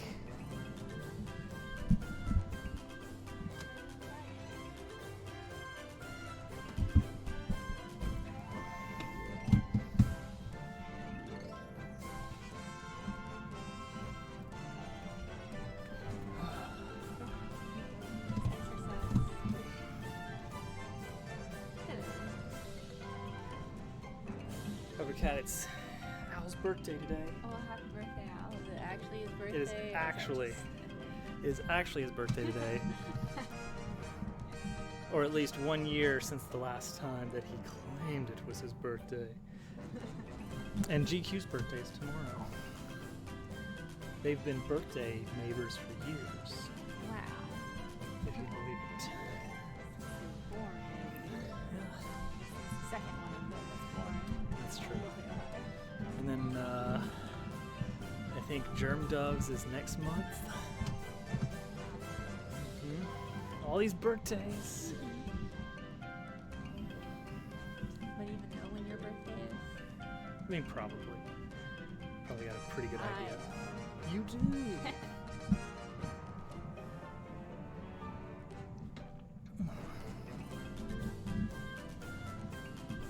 Like our battle system mock-up here. Oh yeah. Real battle. Mm-hmm. I don't know the frogs are gonna be bad. They're not. I just don't have many things drawn yet. And there's a lot of drawing to do.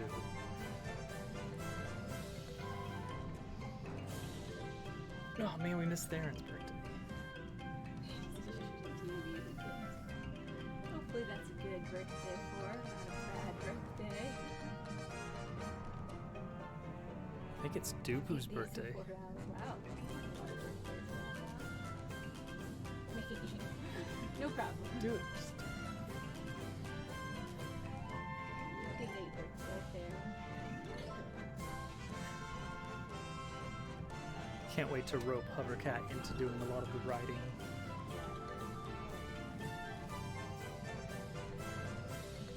It's Dupu's birthday. Mm-hmm.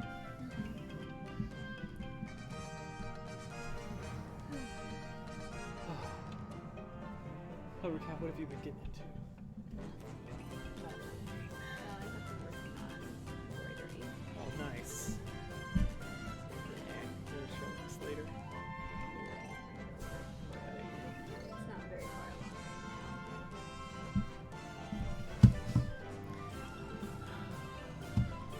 Well, we got another 6 minutes of this.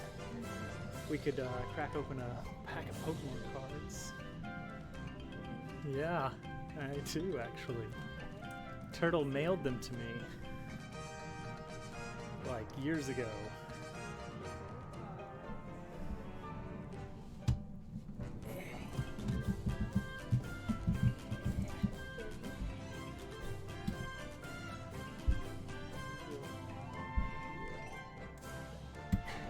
Here we go. I guess I have to look over here so they can hear me. It's just a bit awkward. Hello. There you go. Don't neglect your biking. Oh, I'm biking, don't worry. I've burned 35 calories already and I'm not slowing down. Let's crack a pack. Yeah, not as easy as it looks. Well, there you go. Hope everybody enjoyed that. I'm not telling you what we got. I'll say what we got. Should I like reveal them in any way, or should it be a surprise? I mean, it's like a little tiny mini pack of 3, so I don't think it really makes much of a difference. Just show it to the... First, we have this one.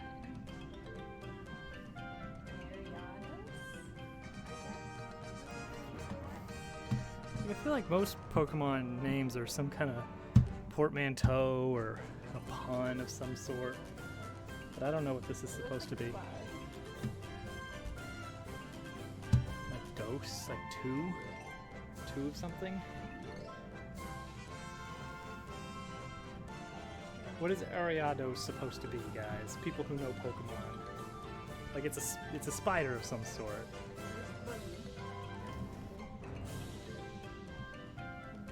Poison sting. Oh no. Okay, here's our next one.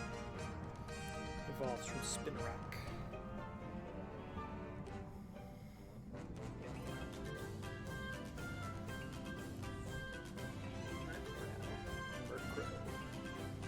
See? Murky, Crow. It's bird.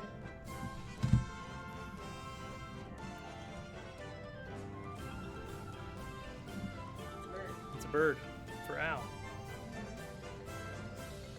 Last one.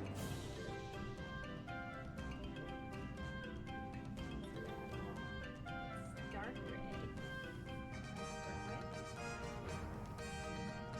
Shiny. Got a little shine to him. Yeah. See?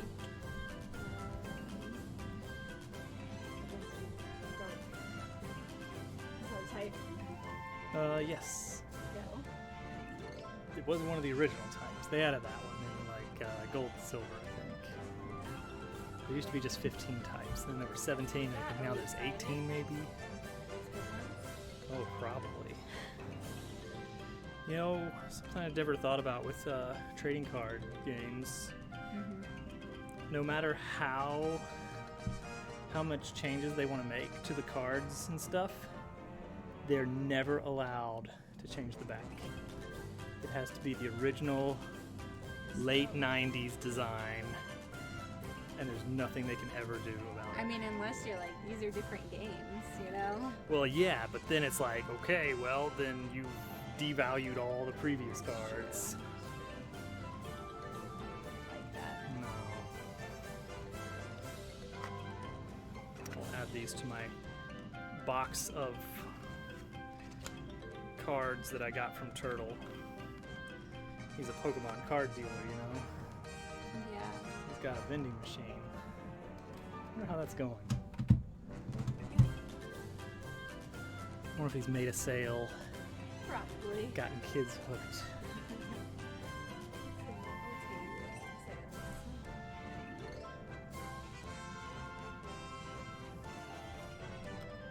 Should I tell you my idea Tell me. for a character? I mean, it wasn't my idea. It was a little Leave Toadette's you idea. idea. She was. Sorry. I'm too old for this. Oh no. My neck. Let me do some neck stretch. Idea. Oh, right. So I was playing with little Toadette the other day, and she was like, that's a little wonky. It's a wonky donkey. And so then I just kept picturing a little wonky donkey character. Wonky donkey. There you go. I mean Wonky Kong. That's my idea. Yeah, but an actual donkey, not a A monkey.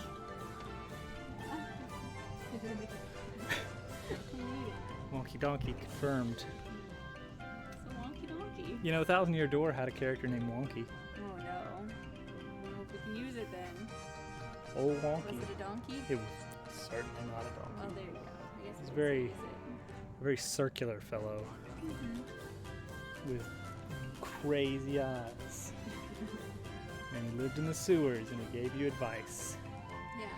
And you gotta come back and see old Wonky. 30 more seconds. I still want you to make Little Toadette's first video game idea. Yeah, about someone That with she cool obviously doesn't remember anymore because she had this idea like ears. at least a full year ago, possibly more. A little girl who's in a pool and she can't swim, but then she can swim. Mm-hmm. That's the game. That's the game. That's the whole game idea. Done. This was before she had played any video games with you, I think. Now she's played every video game with you. She plays a lot of video games She now. plays so many. Good job. Way to bite. Thank you. Oh.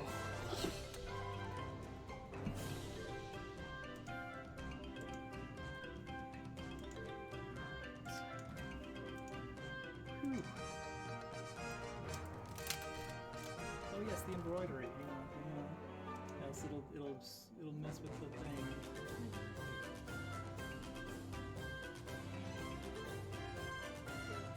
Maybe cow. Cow. Like little flowery designs in it.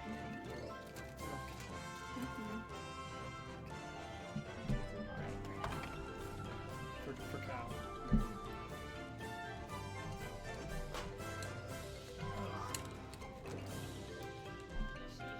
Yeah, I guess so.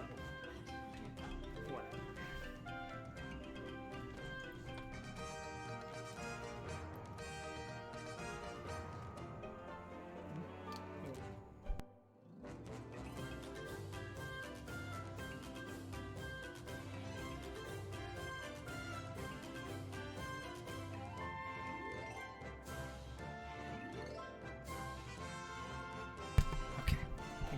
back mostly in position now. Microphone stand, that would be awful. That's too much. Seaside Town. I love Seaside Town. This music is so good.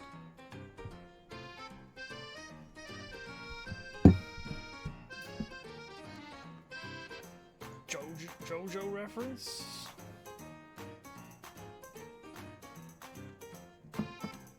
There's just too much stuff on my desk. Yeah, that's because I've moved my mic all the way over here, probably.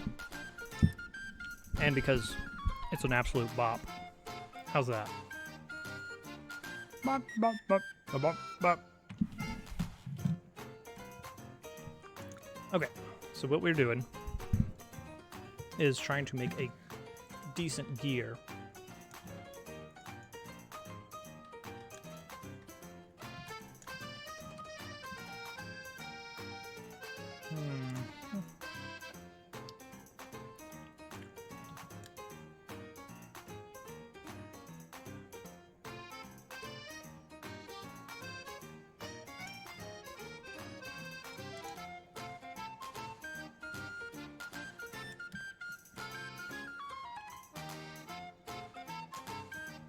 Alright, whatever, it's a mock-up. Doesn't have to be perfect.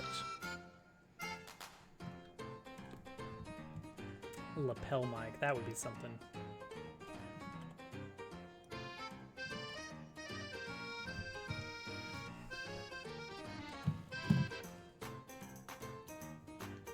See, this is just awful because I cannot see the pin due to the background color.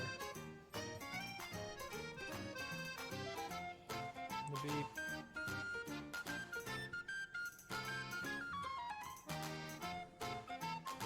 Alright, so consider something like this for the UI.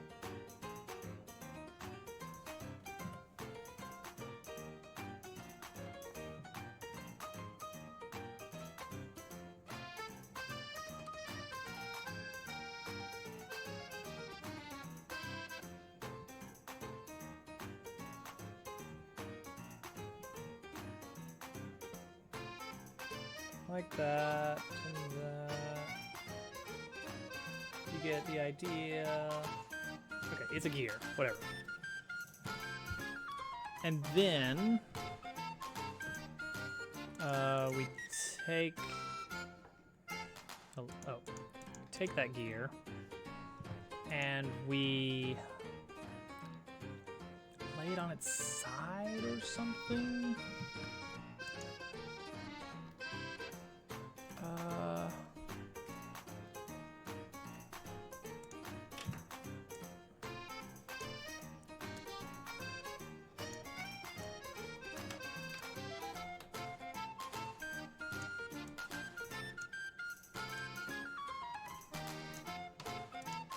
Like, kind of like this.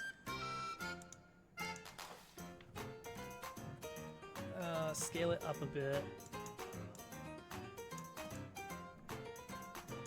Maybe not that much scaled up, but.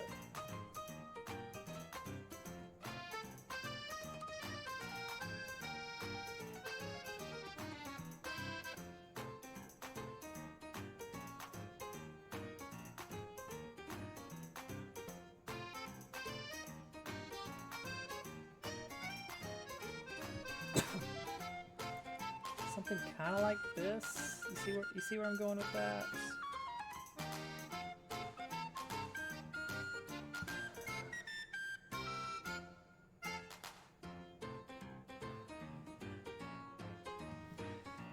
Kind of a big gear that's kind of down, and then on top of that is where the like icons of some wacky color are.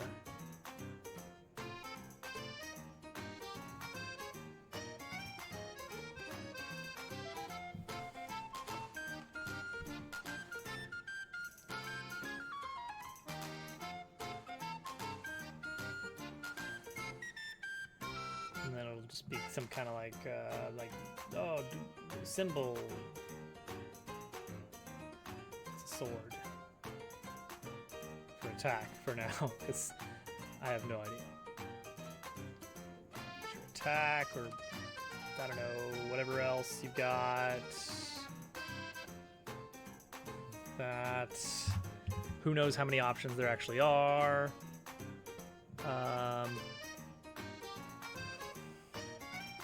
And then maybe like I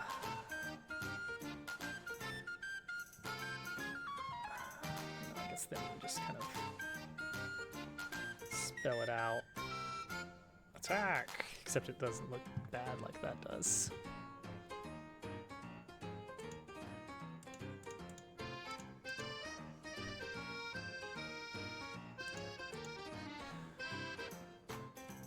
See, this is an interesting case in that they've got the icons on a circular rotation, but you don't see the word. The word is kind of this weird little. Like he's saying jump. I don't. That's a weird one.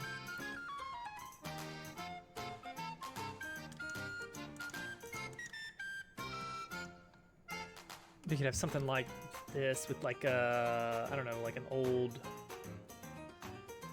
display above with the word in it.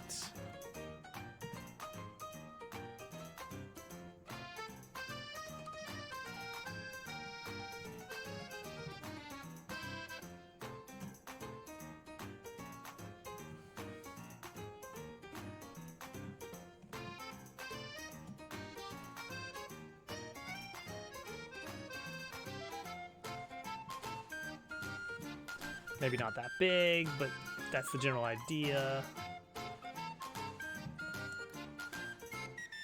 Go with one of these little selectors here. Let's kind of just try resizing this a bit.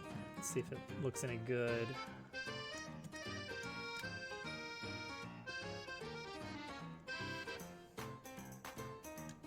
Something like that. I don't know. The gear can kind of like rotate and look cool. Oh, and on top of that, because why not in this case? You have the ability to say that there's a large gear in the background spinning this gear.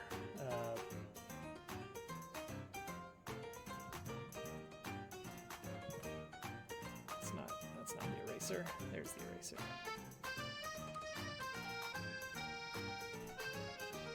And so you can so whenever you press to the side, you see both of these gears kind of turning in tandem, implying some big machinery above that's pivoting it. And that could look cool, because that could be an actual 3D object in the world.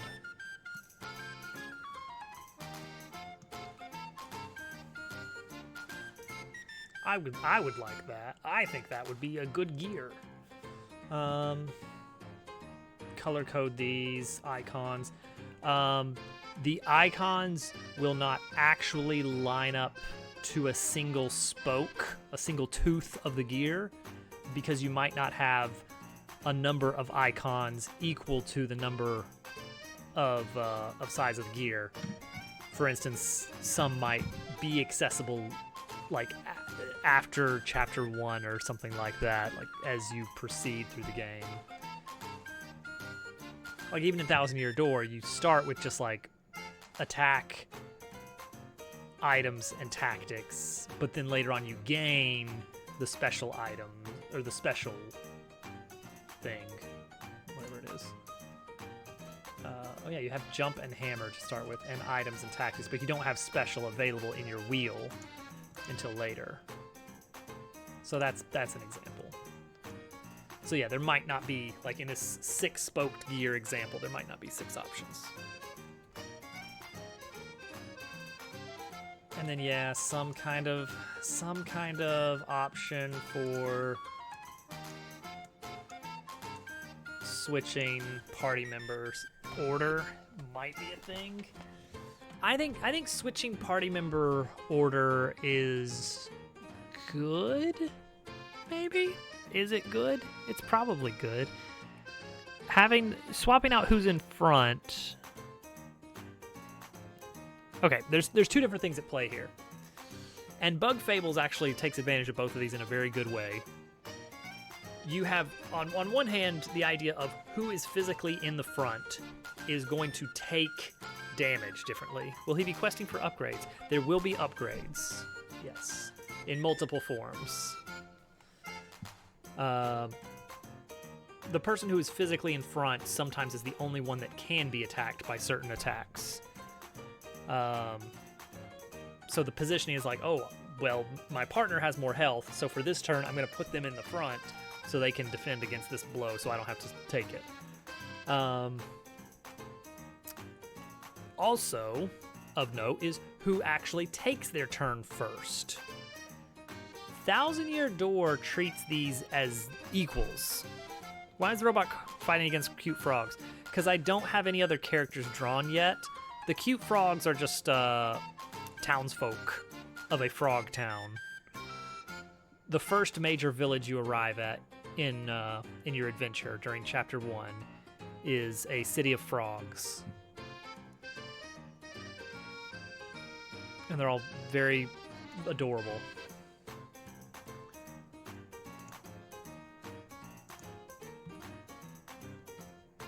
There they are. Here's a couple of them. Level up spheres. I haven't decided how to theme the level up stuff.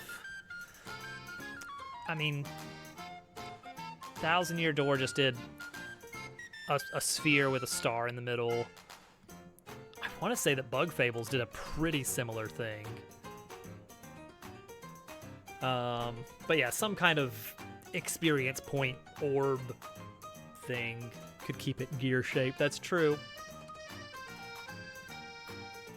I gotta be careful with how many things are gear shaped because the major MacGuffins are already gear shaped. And I could very easily see currency being something like that.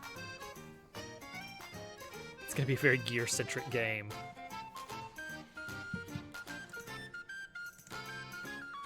Yeah, Thousand Year Door, whoever is in front goes first, whoever is in back goes second. Bug Fables lets you do... You can pick who goes first, and you can pick who's in front. And they're not necessarily the same. Ooh, floppy disks, that would be fun. Floppy disks are how you save. Obviously. A little floppy disk block or something. Yes, that's a very unique mechanic in Bug Fables. Is you've got 3 characters, and one of the actions you can take, as seen in the screenshot, is turn relay, where you give, like, the bee's character could give their turn to the beetle, and then the beetle gets 2 turns this round, and then the moth gets 1. But to keep you from just placing everything on one character and letting them do all the work, anytime a character goes more than once, they get successively weaker for that round. So the beetle might do 3 damage on its first turn, but if you relay another turn to him that round, now they're only doing 2 damage, and then 1 damage. So, I think that is a great system. It prevents you... Thousand Year Door has an issue where the problem with Thousand Year Door is that you can basically buff a character's attack and then just make them attack as many times as possible. That is how you win. Mario, very early in the game, gets a badge that allows him to just keep jumping on an enemy until you miss the timing. And even if you can only get 4 jumps, if you have buffed your strength by like 3 or 4, then you're doling out like 20, 30 damage pretty reliably. And so once you get to that point where it's like, okay, turn 1, buff Mario's strength. as much as you can. Turn 2, Mario attacks, and then partner uses a special move that gives Mario another chance to go. And you just keep passing turns to Mario as much as possible.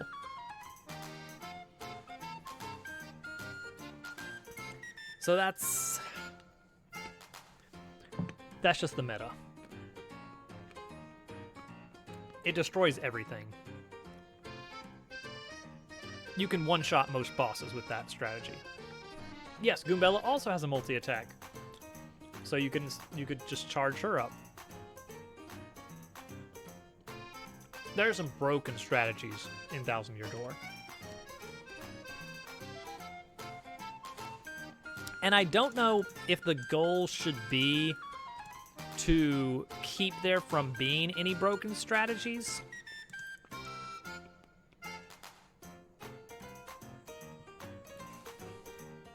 Because that's part of the fun, is kind of like trying to find a way to just completely destroy everything.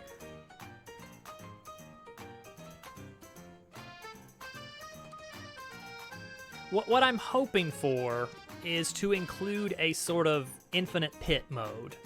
There was a great Thousand Year Door mod called the Infinite Pit, where it was the pit of 100 trials, but it just kept going forever. The thing is, if you're really good at super guards, you just never take damage. And that feels broken. Also, just a general glass cannon strategy breaks most things. I think Infinite Pit might have added the patch that I think is really good, that you can only, that using a super guard costs some of your star point. Some of this juice here. I think that's a great balance, Because Thousand Year Door basically just has a button of, if you press this at the right time, you just don't take any damage, and your opponent takes damage. Bug Fables mitigates this by saying, no, you just have degrees of success on blocking. You can reduce damage by 1 point with a good block, and by 2 points with a very good block, and that's it. It's the same button, so there's not even that risk reward that you get with Super Block or Super Guard in Thousand Year Door. I'm a little on the fence about that whole thing, so we'll see. So yeah, I think adding gear with icon and then actual UI for health somehow. Let's see. 7-segment display? That doesn't feel readable. I think we will go with standard, like just, and then there's text on top kind of thing. So you would want to have, let's see, what would you want to have? You'd want to have panel for partner health, panel for player health, with a little face icon, of course. Panel for your mana of sorts. Now, in the interest, gosh, Thousand Year Door really took all the good ideas here. Having a shared top panel UI between battles and overworld is honestly great. One, from a programming standpoint, but two, just from a consistency standpoint between the two screens. That's really good. Yeah, we'll have some kind of mana, and I don't know if we want to go like a meter. No, we want to go numeric. I am playing around with the idea of some sort of analog to star power.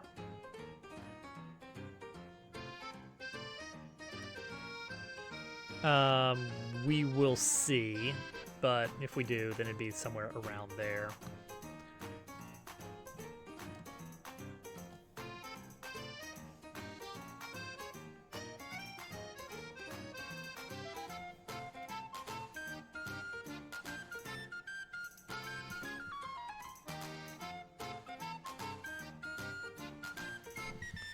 Mario and Luigi have a thing where you could hammer or jump during enemy turns. Yes. Now, I've only played a little bit of the Superstar Saga series. And their system, Partners in Time, is the one I remember the most. I still have that game somewhere, but I only played it through once. That was a brilliant system in which you had a different button for jump versus hammer, and I think that applied in combat as well, to where you would have to decide. Yeah, I saw that earlier. That you would have to decide, like, is this enemy about to hit me with something that I need to jump over or not jump over? I don't even remember how the hammering worked into it, but it was interesting. All right, Dupu. Here we go. Finally here, performing for you. This is the Beckett Pokemon Collector magazine, July 2000. More of an interactive. Yeah, I love the interactivity. And in this, we have Goku versus Machamp. I have no idea what that is doing in this magazine. This is a magazine of, like, Pokemon card prices. Like, that's all this magazine is. And yet, for some reason, dead center in that is Machamp versus Goku. Also, I love this. The new villain. There's a lot of unapproved art in this magazine. We have the new villain in Gotham, the Puzzler. And as has been pointed out, for some reason, it is using the SpongeBob font. Is it fan art? No. It is not. That is, like, in the magazine. That is not in a section for fan art, as far as I can tell. Because then they would put, like, oh, little Jimmy from Oklahoma drew this. No. Professor Oak versus Batman. Hello, Batman. Are you a boy or a girl? Pokemon. Yeah, so this was all kinds of fun. And also tonight we dug out the Nintendo Power. My 1995, December 1995 issue of Nintendo Power featured an article on Donkey Kong Country 2, and perhaps more excitingly, the upcoming Nintendo Ultra 64.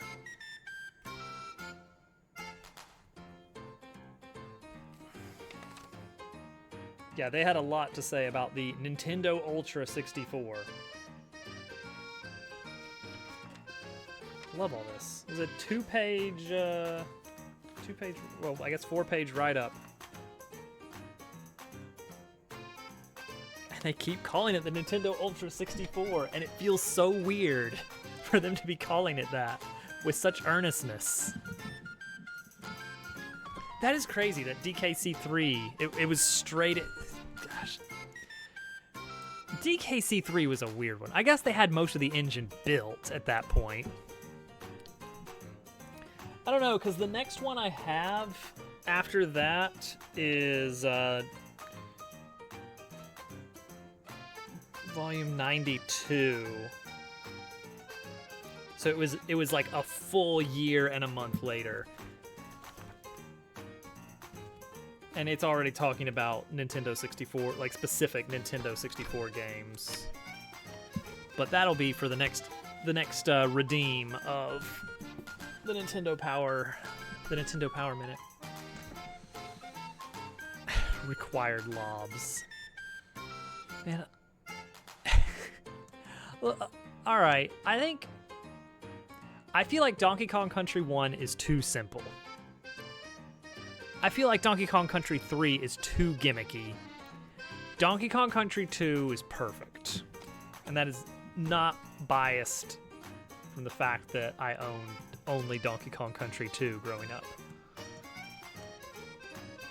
Okay. Lot of area down here that we can throw some information on.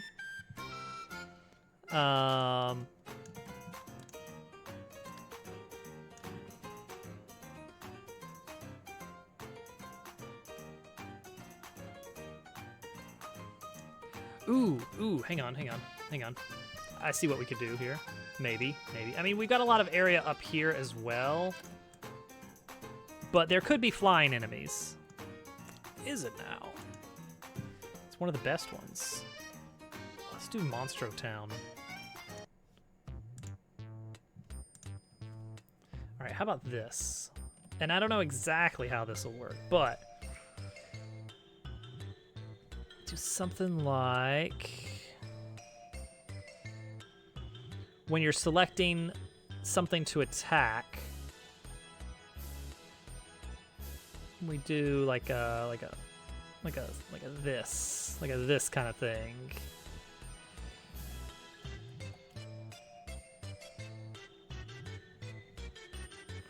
It's a little rough around the edges, but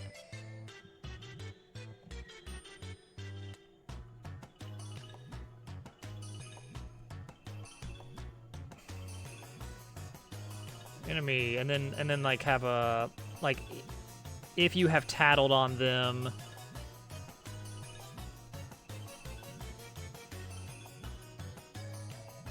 I don't know what other icons. We got the little stat breakdown here.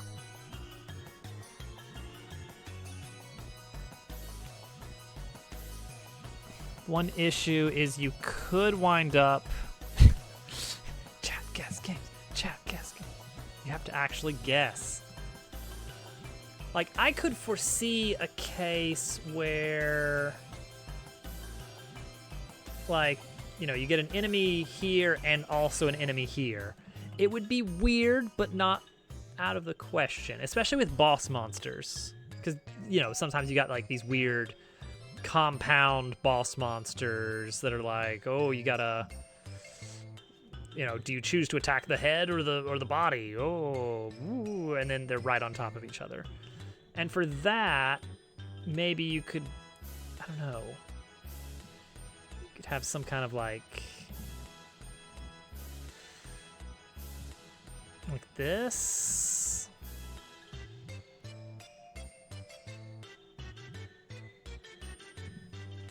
That feels cluttered. Red tulip.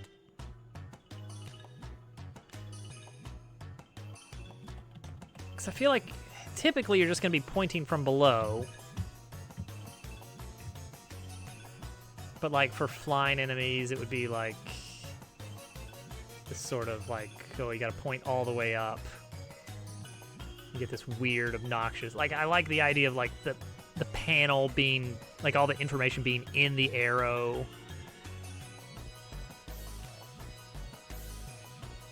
It occupies space like a block. It's in the block category, I assume, on the wiki.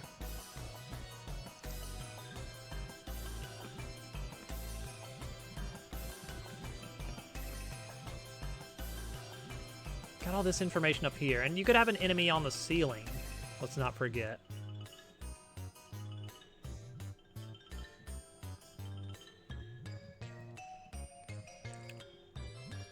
So then you need a way to select that. Okay, maybe when you're selecting that, you just don't have this arrow here. And instead, you just have like this. So the panel is still at the bottom. Cashews. I think that's doable, because then we take advantage of all this extra space down here for that.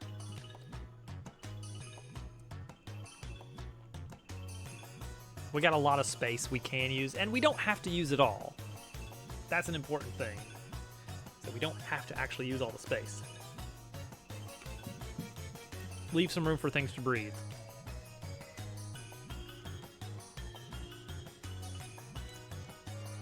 Okay, but we made an important milestone in that we have a block. We have a battle arena now. The notable thing is we are making it load in elements dynamic. Well, not dynamically, but at runtime. Somewhere to put chat. The designated chat zone. Pen Pals has the designated webcam spot. But yeah, you're absolutely right. That is, weirdly enough, an important consideration in modern games. Is you gotta have the stream overlay corner. Look at these guys locked in an epic Mortal Kombat.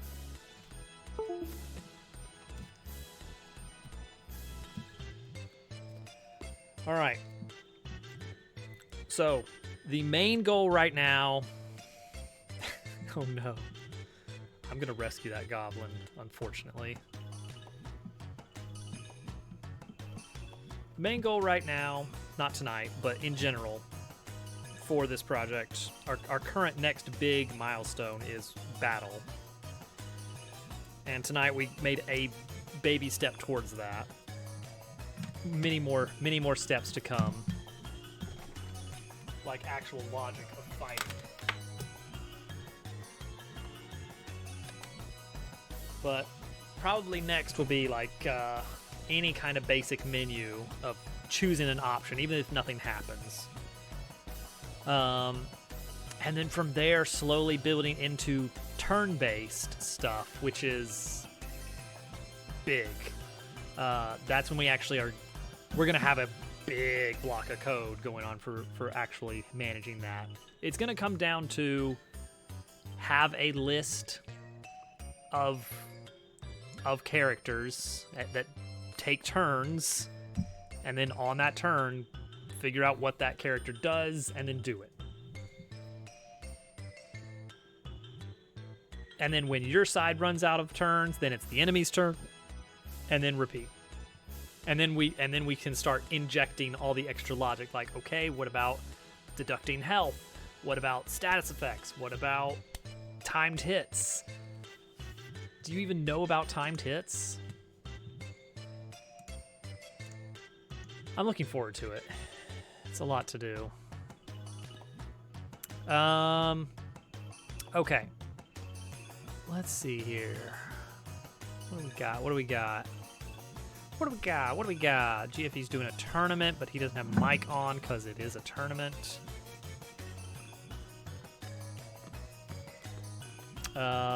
Similarly, Panda is doing a race. Again, no mic, emote only. Boy, everybody's doing actual. and then the Goomba runs away.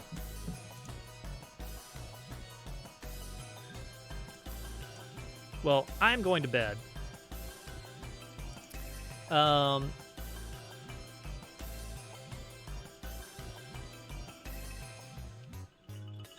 If anybody wants to watch, Panda is doing a race at The Bardic Panda on twitch.tv.